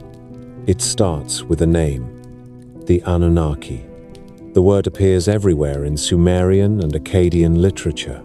It has an ancient gravity that makes it tempting for new meanings. In myths and hymns, the Anunnaki are a divine assembly. They are judges and counselors. They sit in the great court where destinies are assigned. They can be stern or merciful, local or cosmic, but they are never pilots in suits or engineers with devices. They belong to a sacred bureaucracy that mirrors the very human bureaucracy of temples and courts. The most influential modern recasting of this name came in the 20th century with a set of popular books that proposed a sprawling narrative. In that telling, the Anunnaki were travelers from a wandering world. They mined metals on Earth, shaped humans to serve them, and then left traces in myth and stone. The same story tied Sumer to the pyramids of Egypt, to the myths of India, and even to monuments on the other side of the world. The ambition of the idea was part of its appeal. It made the first cities the front office of the galaxy. A historian begins by asking a plain question: what do the tablets say? Cuneiform is not a lost language cloaked in mystery. It has been read for more than a century by scholars in many countries who cross-check one another. The early decipherment relied on trilingual royal inscriptions and on the dull glory of administrative records that repeat signs until their values become certain. Today, there are hundreds of thousands of tablets in museums from Istanbul to London and from Baghdad to Philadelphia. Many are ration lists and contracts. Others are hymns, omen series, royal letters, and scholarly commentaries. When a modern writer claims that a Sumerian word means rocket or laboratory, a philologist can open a lexicon and test that translation against dozens of other contexts. The test is mechanical and reliable. The same sign in the same grammatical frame carries the same meaning whether it appears in a hymn, a receipt, or a court complaint. The result of that test is consistent. The words that are said to describe engines and craft simply do not do so. They refer to temples and rites and heavenly bodies as seen with the naked eye. Consider the term that is often pointed to as the name of the supposed wandering world. Nibiru in Akkadian astronomy is a crossing place or a point of transition. In different lists and commentaries, it can refer to Jupiter when that planet is bright in the evening sky, or to a star near which the sun passes at the equinox, or more generally to the passage station of a god in his circuit. It is a term from a scholarly tradition that loved to link celestial events to omens. It is never a place with mountains and mines. Later, readers have pressed it into a role it did not fill. Another favorite item in the collection of supposed proofs is a small cylinder seal impression that shows a rosette and a cluster of dots. It is sometimes captioned as a diagram of the sun and the planets, including ones that were unknown to ancient observers. Yet in the corpus of Mesopotamian art, a rosette is a common emblem for a star or for a goddess. Small dots are also stars. The sun is shown as a disk with a cross inside or with rays. There is no convention of drawing a heliocentric map. The astronomy of the region counts 7 moving lights: the sun, the moon, and the 5 planets visible without instruments. That is the world they observed, and the one their omen lists describe in obsessive detail. If the Sumerians had known of Uranus or Neptune, they would have written about them as they did about Venus and Jupiter. They did not. There are also misreadings that slide between cultures and centuries in order to suggest a single technological thread. Assyrian palace reliefs from a later age show figures in fish cloaks holding a small bucket and a cone-shaped object. The scene is a rite of purification. The figure is linked to the world under the waters and brings blessing to a sacred tree. The cone may be a pine cone or a symbolic object. The bucket carries holy water. In some circles, these become tools for spraying or scanning. The reliefs become blueprints. The switch is possible only when the original ritual language is ignored. At the level of myth, there are passages that speak in a register of making. A god molds figures of clay. A goddess gives breath. A council decides that a new kind of worker shall be fashioned to help with heavy tasks. In a mechanized century, it is easy to hear the clang of tools in these lines. In their own time, these passages were an answer to a different question. Why do we labor, and why are we bound by obligations to temple and king? The myth says that humans share the burden that once fell on lesser divine beings. It explains social order as a cosmic order. It does not teach a method. It consoles and disciplines. The strongest counterweight to speculative readings is the sheer mass of ordinary documents. A temple archive from a city like Umma or Lagash covers decades. It records how much grain went in and how much went out. It lists names of shepherds and scribes and boatmen. It notes the sizes of fields and the duties owed by tenants. There are far more of these than there are hymns. They show a society that works by calculation and habit, and that improves its tools by small increments. Bronze becomes more common because trade brings copper and tin with greater reliability. New plow forms appear. Wheels require carpenters and joiners who learn better ways to fit hubs and axles. In a world where change is slow, these are major events. None of them require gifts from beyond. One must also address the royal lists and chronicles that give reigns to early kings that last for thousands of years. This is not a cryptic science lesson. It is theology in numbers. The list is a charter that links the present to a mythic past and grants legitimacy to rulers who want to stand in a cosmic line. The very same list moves from spans of impossible length to spans that match a human life as the narrative crosses the threshold of the flood and enters the age of cities we can excavate. The text signals the shift. It is the reader who must accept it. To insist that the earlier numbers are literal is to ignore the logic of the document. There are claims that Sumer knew technologies out of time. Some tie reeds and metal and clay to electric experiments. The little jars, sometimes called batteries, belong to a much later era, and their function is debated. They are not found in early city levels, and they are not linked to systematic applications. They say nothing about wafting craft over a marsh. Others point to surgical tools or brain knowledge far beyond that of the age. The tablets that teach medicine and diagnosis present a mixture of observation and incantation. They describe symptoms and set out prognoses that rest on the behavior of gods, as well as on the course of the body. There is great human effort in those lines and hints of empirical thinking, but the practice belongs to its time. Archaeology supplies a different kind of test. If visitors had camped among the reed beds and founded cities, if they had trained humans to quarry and to stack towers, we could look for disruption in the record. A new alloy that appears suddenly and does not evolve from earlier recipes. A set of measurement standards that break from local habits. An influx of exotic bones or distinct isotopic signatures.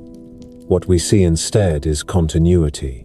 The measures and weights that appear in one city can be traced to neighbors and successors. The organization of labor that builds a canal in one century is recognizable in the next. Even when conquerors arrive and impose a new royal language, the scribal schools and workshops persist with local habits intact. None of this is meant to belittle the spark that makes these speculative stories attractive. They preserve a planetary longing for company and for wonder. They also preserve a warning. When a modern writer says that Sumerian artisans could not have envisioned a complex calendar or written a sophisticated hymn without help, he says more about his view of ancient peoples than about those peoples. The risk is not only an error of fact, it is a drift into a habit of stripping credit from the past. The man who carved a fine cylinder seal did not need a visitor to guide his hand. He needed a stone, a bow drill, and the training that passes from master to apprentice in a workshop where coffee was not yet known, but where pride was as strong as it is today. There is a way to restore the glamour of Sumer without importing passengers from distant stars. It begins by reading the most technical tablets with the same attention that we give to the famous epics. The astronomical diaries compiled in Babylon centuries after Sumer record moon and planet positions night by night for generation after generation. They allowed prediction within the limits of naked eye observation. The Venus tablet of a king named Amisaduqa records first and last visibilities across many years and helped refine the calendar. These are not crumbs from a feast with strangers. They are the meal itself, cooked by patient clerks who climbed stairs to the roof at dusk and dawn and wrote what they saw. In earlier Sumer, the Omen series that linked sky to fate was already a form of data gathering. We can smile at the conclusions, but we must respect the stamina. The same is true in mathematics. The tablet that lists triples of whole numbers that fit the relation between the sides of a right triangle is often brought forward as a marvel, and it is. The surface looks like something from a modern algebra class. The purpose may have been practical rather than theoretical. Surveyors needed to square corners. Builders needed to set out foundations that did not wander. That a utilitarian need could produce a table with a hint of number theory is a testimony to human curiosity. It does not ask for a celestial tutor. It asks for a workshop with a blackboard made of clay and a teacher who will not accept good enough when a cleaner method is possible. The symbols that are most often pressed into service for an extraterrestrial reading gain strength when they are put back into their own symbolic worlds. The winged disc that floats over kings in later reliefs belongs to a long tradition that links the sun and justice. The star that crowns a goddess is not a diagram of orbital order. It is a claim on a cosmic role. The ladder that appears in a dream is not a gangway into a craft. It is a bridge between Earth and the divine court. Once the grammar is restored, the images become legible again. They may still unsettle and inspire, but they no longer pretend to be photographs taken in a lost hangar. There is a final test that belongs more to storytelling than to philology or archaeology. When a narrative explains many unrelated things with a single secret key, it is often a counterfeit. It feels pleasing because it is simple. The lived past is not simple. It is messy and layered and full of argument.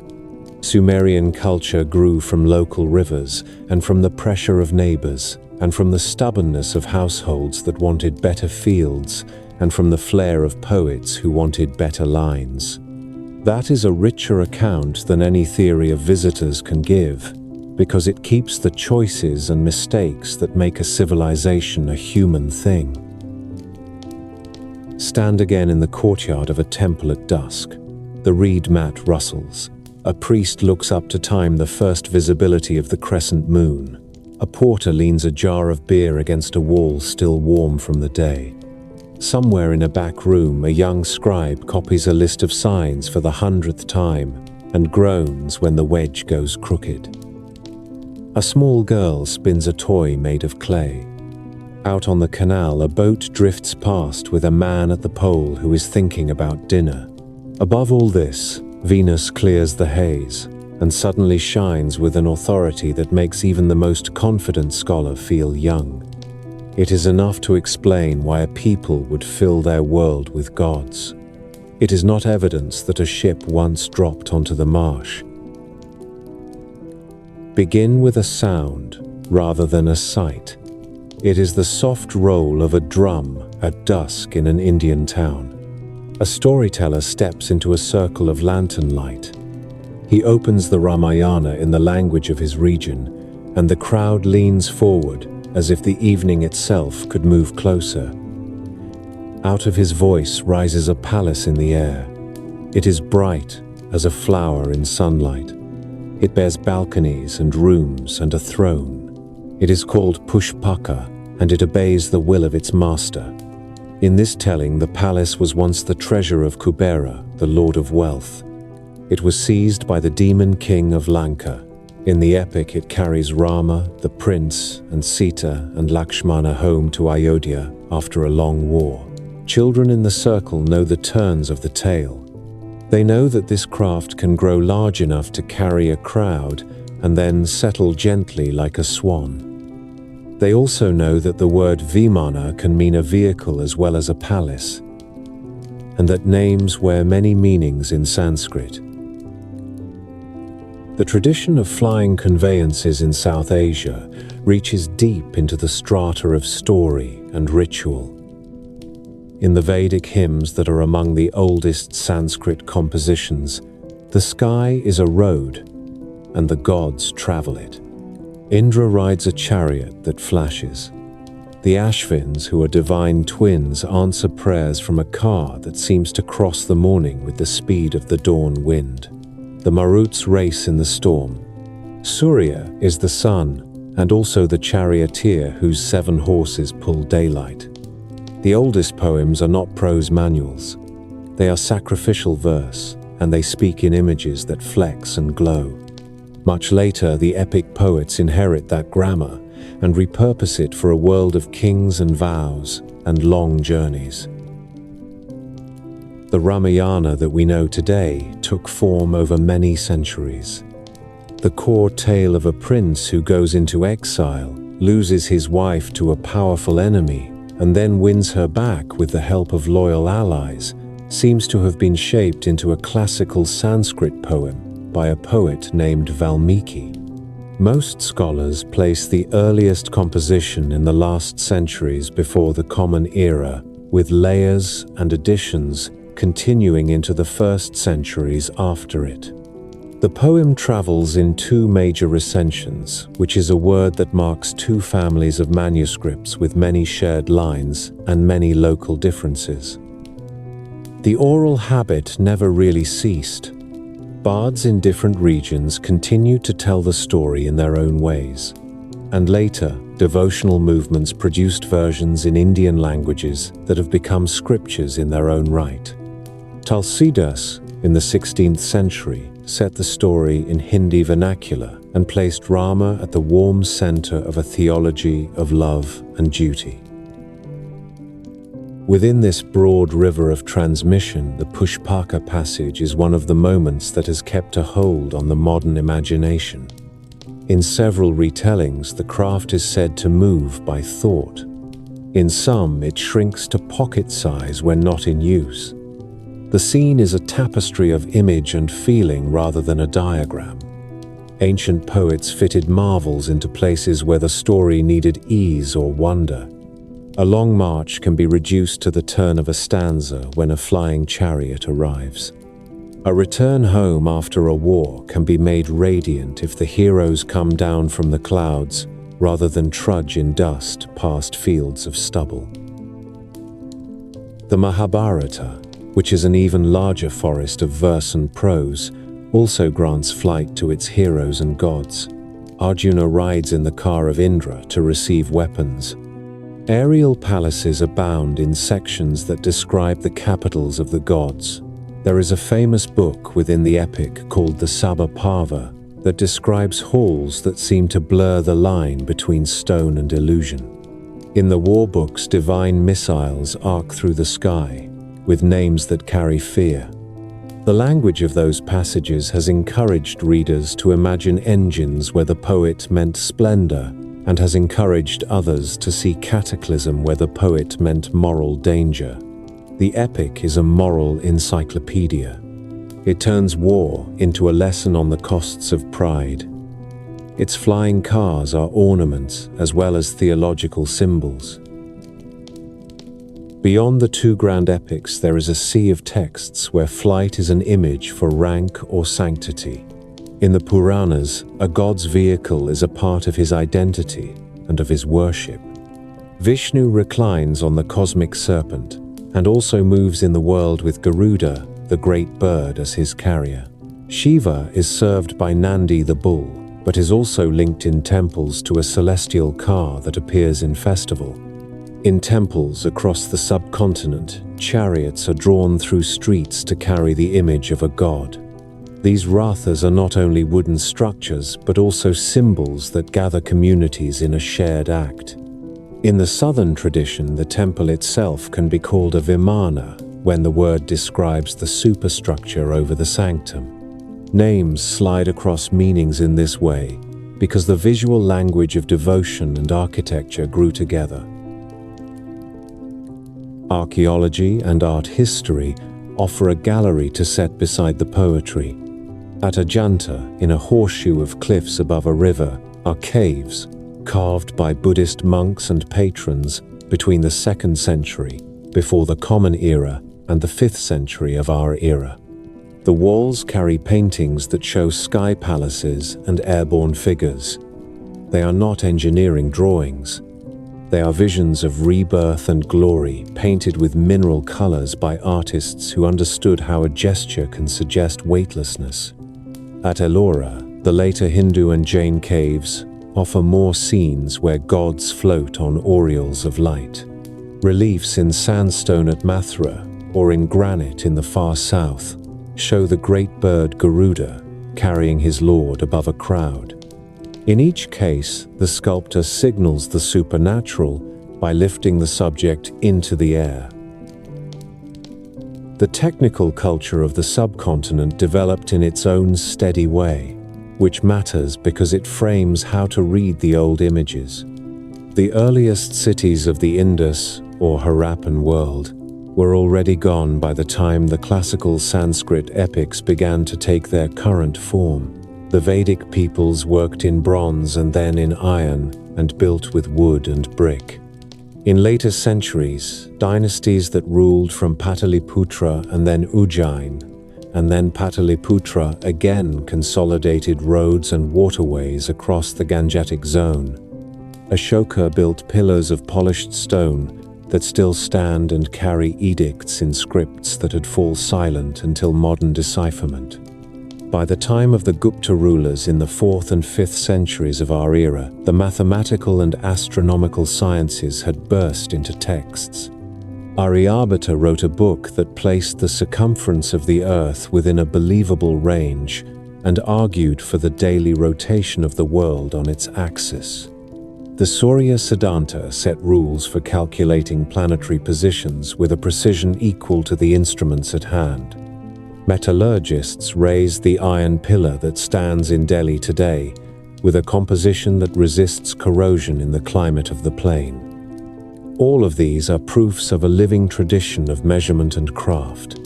None of them are evidence of actual machines that moved through air in antiquity. They are the background that tells us how deftly poets could borrow practical language to decorate a story. A text that often enters modern conversations about ancient flight is a Sanskrit treatise called the Vaimanika Shastra. It is said to set out knowledge of aerial vehicles with parts, lists, and procedures for operation. What can be said with confidence is that this work surfaced in the early 20th century from a single modern source who claimed that a sage dictated it across the gap of centuries. The technical descriptions in the book do not match any workable principles of aerodynamics or propulsion, and they do not match the idioms of classical Sanskrit composition. Engineers who have examined the diagrams have noted that they are naive by the standards of even early modern flight, and philologists have placed the language far from the cadence and vocabulary of the classical period. The very existence of this text tells us something true, which is that the dream of flight is powerful enough to generate its own literature when history is felt to be stingy. Another work that sometimes comes forward in this conversation is the Samarangana Sutradhara, attributed to King Bhoja of the 11th century. It is a compendium on architecture and mechanical devices. One chapter describes automata that move by hidden means and tries to imagine bird-like machines. The claims are brief, the language is riddling, and the focus of the book lies elsewhere in rules for building temples and palaces. That a court could play with ideas of self-moving devices is not surprising. Courts in the Mediterranean and in China did the same with water clocks and figures that struck bells. This taste for mechanical marvels is part of a larger culture of delight rather than an index of lost technology. The vocabulary itself invites care. In early Sanskrit, a vimana can mean a measuring out, a layout, or the crown of a shrine. In the epics, it can mean a palace in the air or a chariot that rises. In temple manuals, it names the architectural mass above the sanctum. In ritual manuals, it is a special seat or pavilion. The word ratha is a chariot, and a chariot is a sign of status and a container for a god in procession. The play of meaning does not signal confusion. It signals how Indian traditions like to let a sacred term bloom in many directions at once. Astronomy in India arose as a Vedanga, which means a limb or auxiliary to sacrificial practice. Priests needed to know when to begin rites, so that offerings matched the right season and hour. Texts that fall under the title Jyotisha set rules for calculating new moons and intercalary months. Later, astronomers moved from rules to models that placed planets on orbits and attempted to correct them with epicycles and other devices that reflated the observations of the sky into numbers a calculator could use. Through all of this, the night retained its sacred charge. The planets are grahas, which means seize or grasp, and captures the idea that their motions seize a person's fate. Even in highly technical texts, the planets remain persons with stories. In performance traditions, the sky serves as both backdrop and stage. In the south, a temple festival can involve the drawing of an immense wooden chariot through streets lined with oil lamps. Musicians keep a beat that carries energy through a sweating crowd. The god is seated inside with attendants. The chariot moves like a ship and is sometimes called a ship. When it turns the inner streets of a town into a grand processional route, onlookers feel a small shiver that has always accompanied processions. It is the sense that the world above has touched the world below. In the north, the autumn nights of Navaratri carry the retelling of the Ramayana as community theatre, and the moment when Rama returns is often marked by fireworks that aim light upward as if to echo the image of the returning Pushpaka. Architecture is another place where the sky-born imagination takes form in wood and stone. In the south, the tower that rises over a sanctum is a pyramidal mass composed of tiers that hold small shrines and sculpted figures. In the north, the tower is a curving spire that climbs like a flame. Both are called vimanas in older manuals, though in modern usage, the southern tower is more commonly given the title, and the northern is called a shikara. Both fulfill the same function of marking a holy presence with a vertical accent whose peak meets the sky. The temple is a machine for lifting the eye. The long life of these stories also owes to the way Indian texts circulate. A Sanskrit poet wrote in a court or an ashram for a circle of patrons and disciples. A verse then moved through manuscript copying in palm leaf and birch bark. It entered recitations and festivals and commentaries. A commentator in the medieval period would read a passage that mentions a flying palace and gloss it with theology, grammar, and local custom. In one region, the palace becomes a symbol of the soul's ascent. In another, it becomes a memory of a god's favor. This interpretive habit is generous, and it is why the same image can move generation to generation without growing rigid. When we place all of this together, we begin to see why vimanas feel both near and far. They are near because they borrow from daily sights. They have balconies and windows like real palaces. They carry families and friends. They set down at a city gate. They are far because they are also seats of divinity. They slip through distances as easily as the mind leaps from one thought to another. They belong to a culture that loved to stage the meeting of heaven and earth in public. A flying palace is a perfect token for that meeting. The modern reader listens for engines, and the ancient poet hears music. The difference matters. Flight in these tales is not a conquest over nature.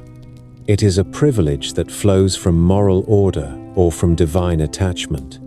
When Rama steps into Pushpaka, it is because his long labor has restored order and mercy to the world of the poem.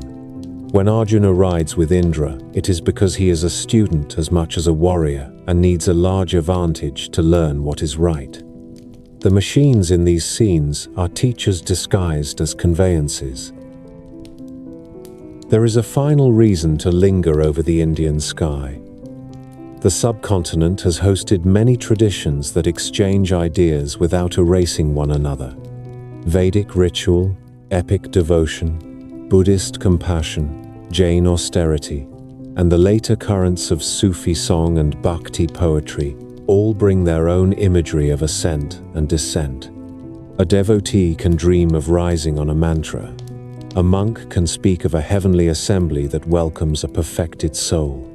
A singer can send his words upward on a raga at night until the notes seem to hang above the village like fireflies. To call this a culture of flight is a metaphor and also a faithful description of how people have imagined nearness to the sacred. Begin with the word itself and let its meanings open like doors in a long corridor. In early Sanskrit, a vimana can be a layout or a measured arrangement.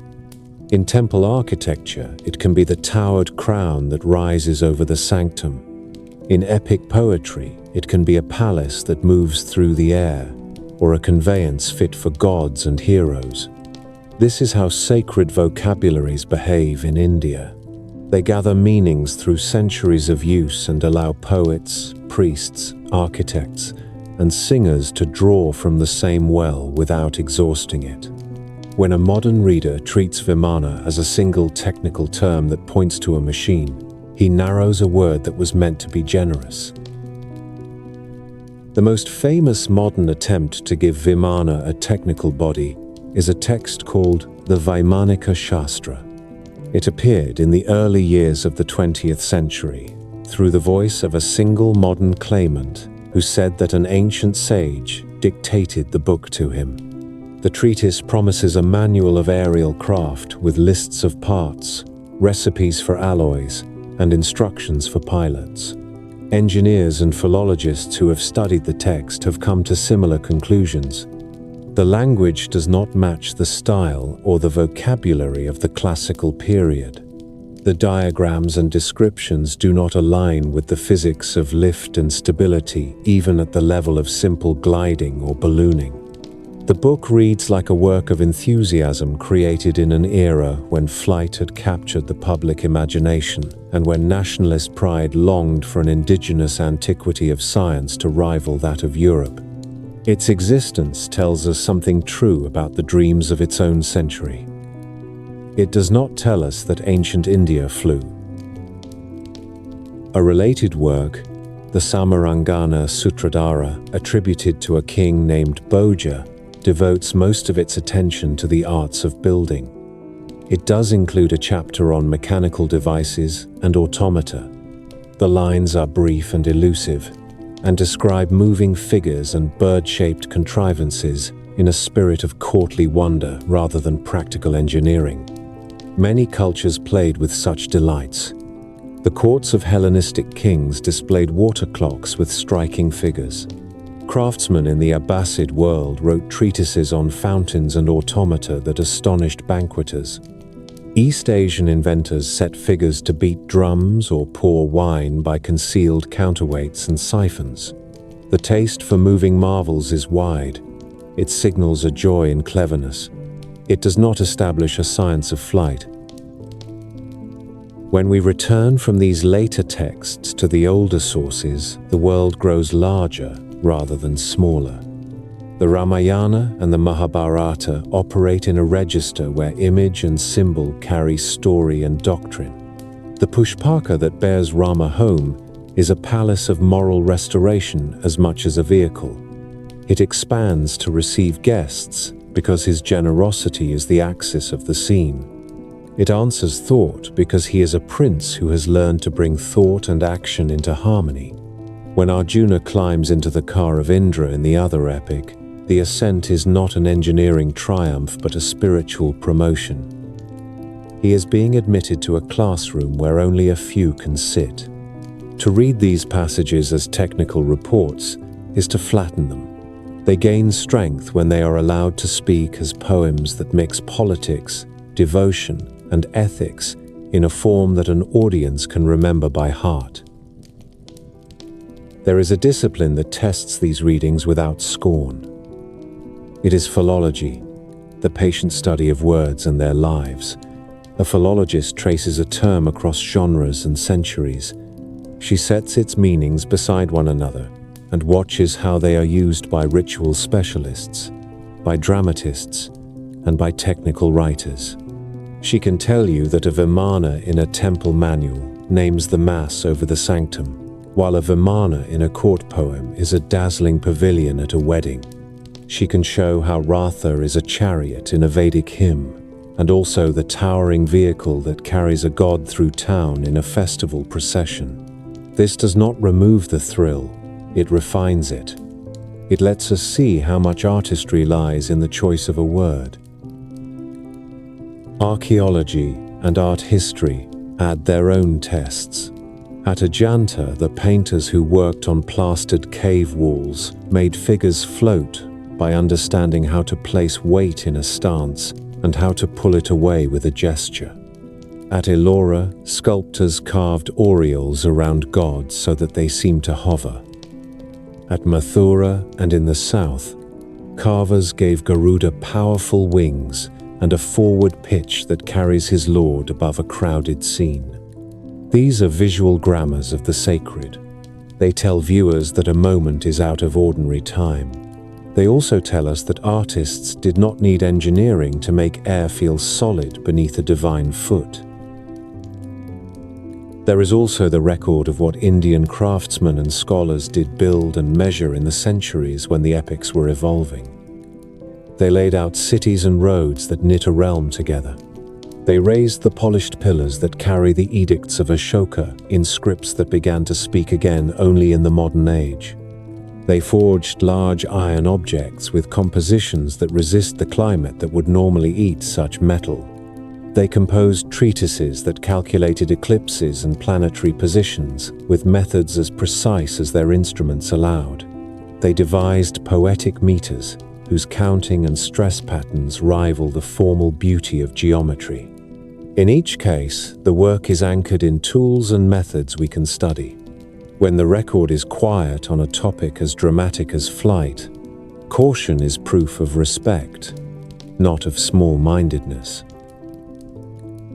Supporters of ancient aviation often gather a small museum of curiosities to strengthen their case. They point to paintings where a haloed pavilion rides the clouds and call it a craft. They cite a single late text with a recipe for a metal and read it as the lost key to an airframe. They propose that a metaphor of a thunderbolt in a battle passage signals explosives beyond the capacity of the age. A historian asks a different set of questions. Where are the workshops? Where are the failures that always precede success? Where are the scraps and the slag? Where are the loans and the orders that reveal networks of supply? We possess such trails for textiles and for stone carving and for the casting of bells and for the building of ships. We do not possess them for any sustained effort at human flight before the modern period. The most revealing lens may be comparative. Many cultures imagine ascent as a sign of favor or attainment. The Chinese tale of a sage who rides a crane, the Greek story of a youth who flew too near the sun, the African legend of a hero who climbs a ladder to the sky, the Mesoamerican vision of a king who rises as a bright star, all teach that elevation is a language of meaning. India shines especially bright in this family because its ritual and public culture love processions and vertical signs. The temple tower is a climb made stone. The festival chariot is a mountain on wheels. A poet who offers a flying palace is writing in a landscape that already carries the taste of ascent in its architecture and streets. There is a social context to the modern passion for ancient flight that deserves attention. In the last years of colonial rule, and in the first decades after independence, scholars and the public in India and in other parts of Asia and Africa worked to reclaim the depth and dignity of their intellectual traditions. They had good reason. Colonial narratives had too often belittled local science and art. In that mood, a hunger for dramatic proof can appear. It is easy to see why a book that promised blueprints for air travel would win admirers. The better answer is a deeper inventory of real achievements and a precise appreciation of the genres in which old texts speak. Pride should rest on what was actually accomplished and on the beauty with which the rest was imagined. Consider again the festival chariot that moves through a southern town during the warm months. Carpenters know how to join heavy timbers. Rope makers know how to twist strong cable. Priests know the sequence of rites at each turning. Drummers know how to coax stamina from a crowd with tempo. The whole assembly advances by inches and then by sudden surges. A child on a balcony looks down and then looks up at the tower of the chariot and loses for a moment the sense of what is earth and what is sky. That moment is priceless. It is not inferior because it is made of muscle and wood rather than engine and metal. It is the kind of moment that epics capture when they call a palace into the air. Engineering offers its own way of reading ancient claims. A machine that flies requires a balance of forces. Lift must meet weight. Thrust must meet drag. Stability must be designed or learned through many trials. Materials must be consistent in quality and abundant in supply. Training must be systematic. Weather knowledge must be codified. These requirements leave tracks in letters, in accounts, and in waste dumps that are unmistakable once you know to look for them. They are the tracks that let historians follow the rise of ballooning in France, the first gliding experiments on German sand dunes, and the powered flight that began on an American beach. They do not appear in the records of ancient India. What appear instead are soaring metaphors, artistic conventions for signaling the divine, and an architectural language that lives to lift the eye. The ethics of interpretation matter here as much as the details. When a scholar declines to call a flying palace a literal aircraft, he is not closing the door on wonder. He is choosing to honor the forms that a civilization used to carry meaning. The Ramayana is not less magnificent because its craft is a symbol. It is more magnificent because the symbol does so much work so gracefully. It moves characters across distances of space and also across distances of moral growth. It resolves a logistics problem in the plot and also opens the sky above the audience so that the conclusion of a long story can breathe. There is a way in which the modern romance with ancient machines impoverishes the past by replacing its art with our own fantasies. The real sciences of India are already splendid. The almanacs and siddhantas that handled planetary motion, the grammar that Panini set down with a ruthlessness of logic that still amazes linguists, the poetics that weigh syllables with a jeweler's care, the astonishing social institutions that kept craft lineages alive across generations, all speak of a sustained devotion to exactness.